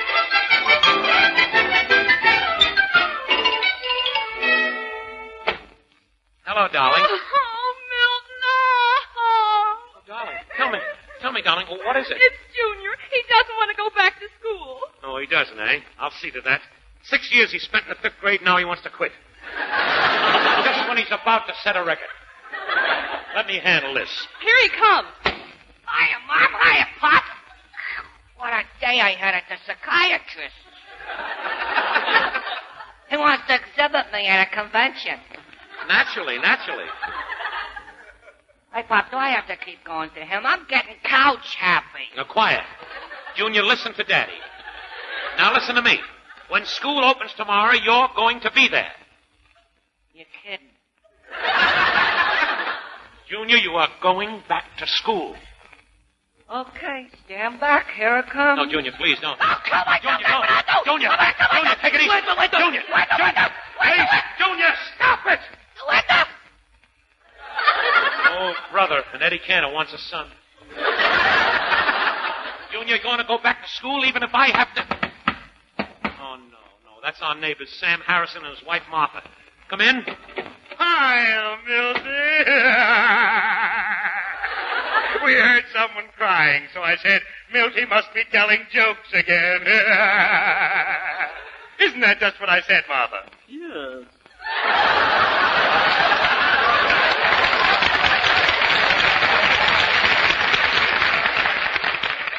Hello, Martha. I didn't recognize you in that field jacket. Look, Sam, Junior doesn't want to go back to grammar school. He's right. Why should he? Now, look, Sam, would you... Milton Berle, your son deserves something better than a mere public school. He should prepare for college. College? That's where I met Martha, didn't I, Martha? Yes. Martha was majoring in public speaking, weren't you, dear? Yes. A campus romance. Remember when we went back there for our honeymoon, sweetheart? Yes. Now, look, Sam, look, Junior's going to grammar school, and don't start causing your usual trouble. Milty, did you go to grammar school? Well, no. At his age, I was a child star in vaudeville. I went to professional children's school. There was I and little Peter Donnell and little Sophie Tucker and... Gee, I'll never... Exactly. What's the matter? Milton Berle, as long as you're in show business, your son should go to a professional school. But, Sam, that's for kids who want to be actors. Junior wants to be an axe murderer. Milty, are you denying your son the advantages you enjoyed? After all, Milton, Sam is right. Sam is right. Sam is right. Okay, but something tells me that this is a big mistake. Yes.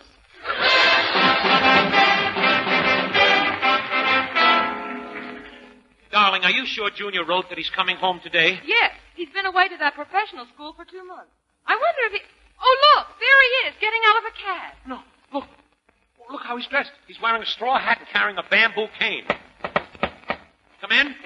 Hello, to Mabel, Sam, and Mo. I offer you a smile and laugh, but first, hello. Junior. Good evening, ladies and germs. Funny thing happened to me on the way home today. A bum stopped me and said, buddy, I haven't had a fight all week, so I bit him. I bit him! Junior. Well, what's ailing you, Buster? You must be glad the war's over. Now you can get parts for your head. Parts for your head! Oh, Junior, you're cornier than your old man. You are not. Milton, this is terrible. Are you kidding? Are you kidding? He's terrific. Junior, did they teach you the old Smith and Dale doctor bit? Are you the doctor? Yeah, I'm the doctor. I'm Dubious. Glad to meet you, Dubious. Stop! Another Milton Berle. I'm leaving home. Oh, but darling. Oh, there's the Harrisons again. Come in. Hiya, Milty. We heard Junior was home, so here we are, aren't we, Martha? Yes. Hello, Junior. Hi, cornball. What's old? Oh, that's good. The kid is great. Sam, see what's happened? Junior has to leave that school. I was coming to that. I have a friend who runs a trade school. A trade school? A technical college. Say, Martha. Yes? Wasn't his name Fliegelman? Yes. Oh, but Sam, Milty, with his 2 hands, Junior will make something of himself. Junior is going to Fliegelman's technical school. Junior's going to Fliegelman's technical school? Yes, Junior's going to Fliegelman's technical school. That's what I said. Junior's going to Fliegelman's technical school.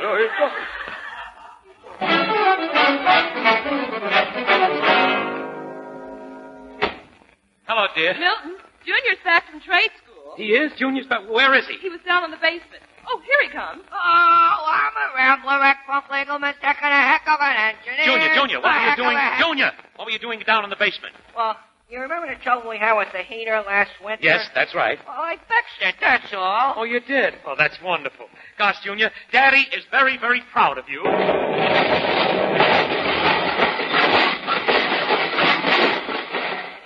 Help, darling, are you all right? Yes, Milton. We're lucky. Junior, are you all right? Yes. Our luck didn't last. Junior, if you ever...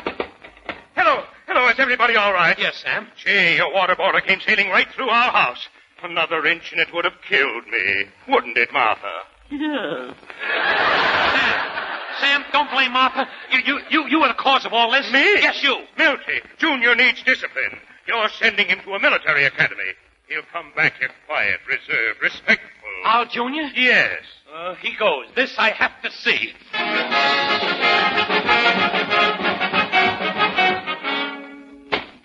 Hello, dear. I got your call that Junior's home from military school.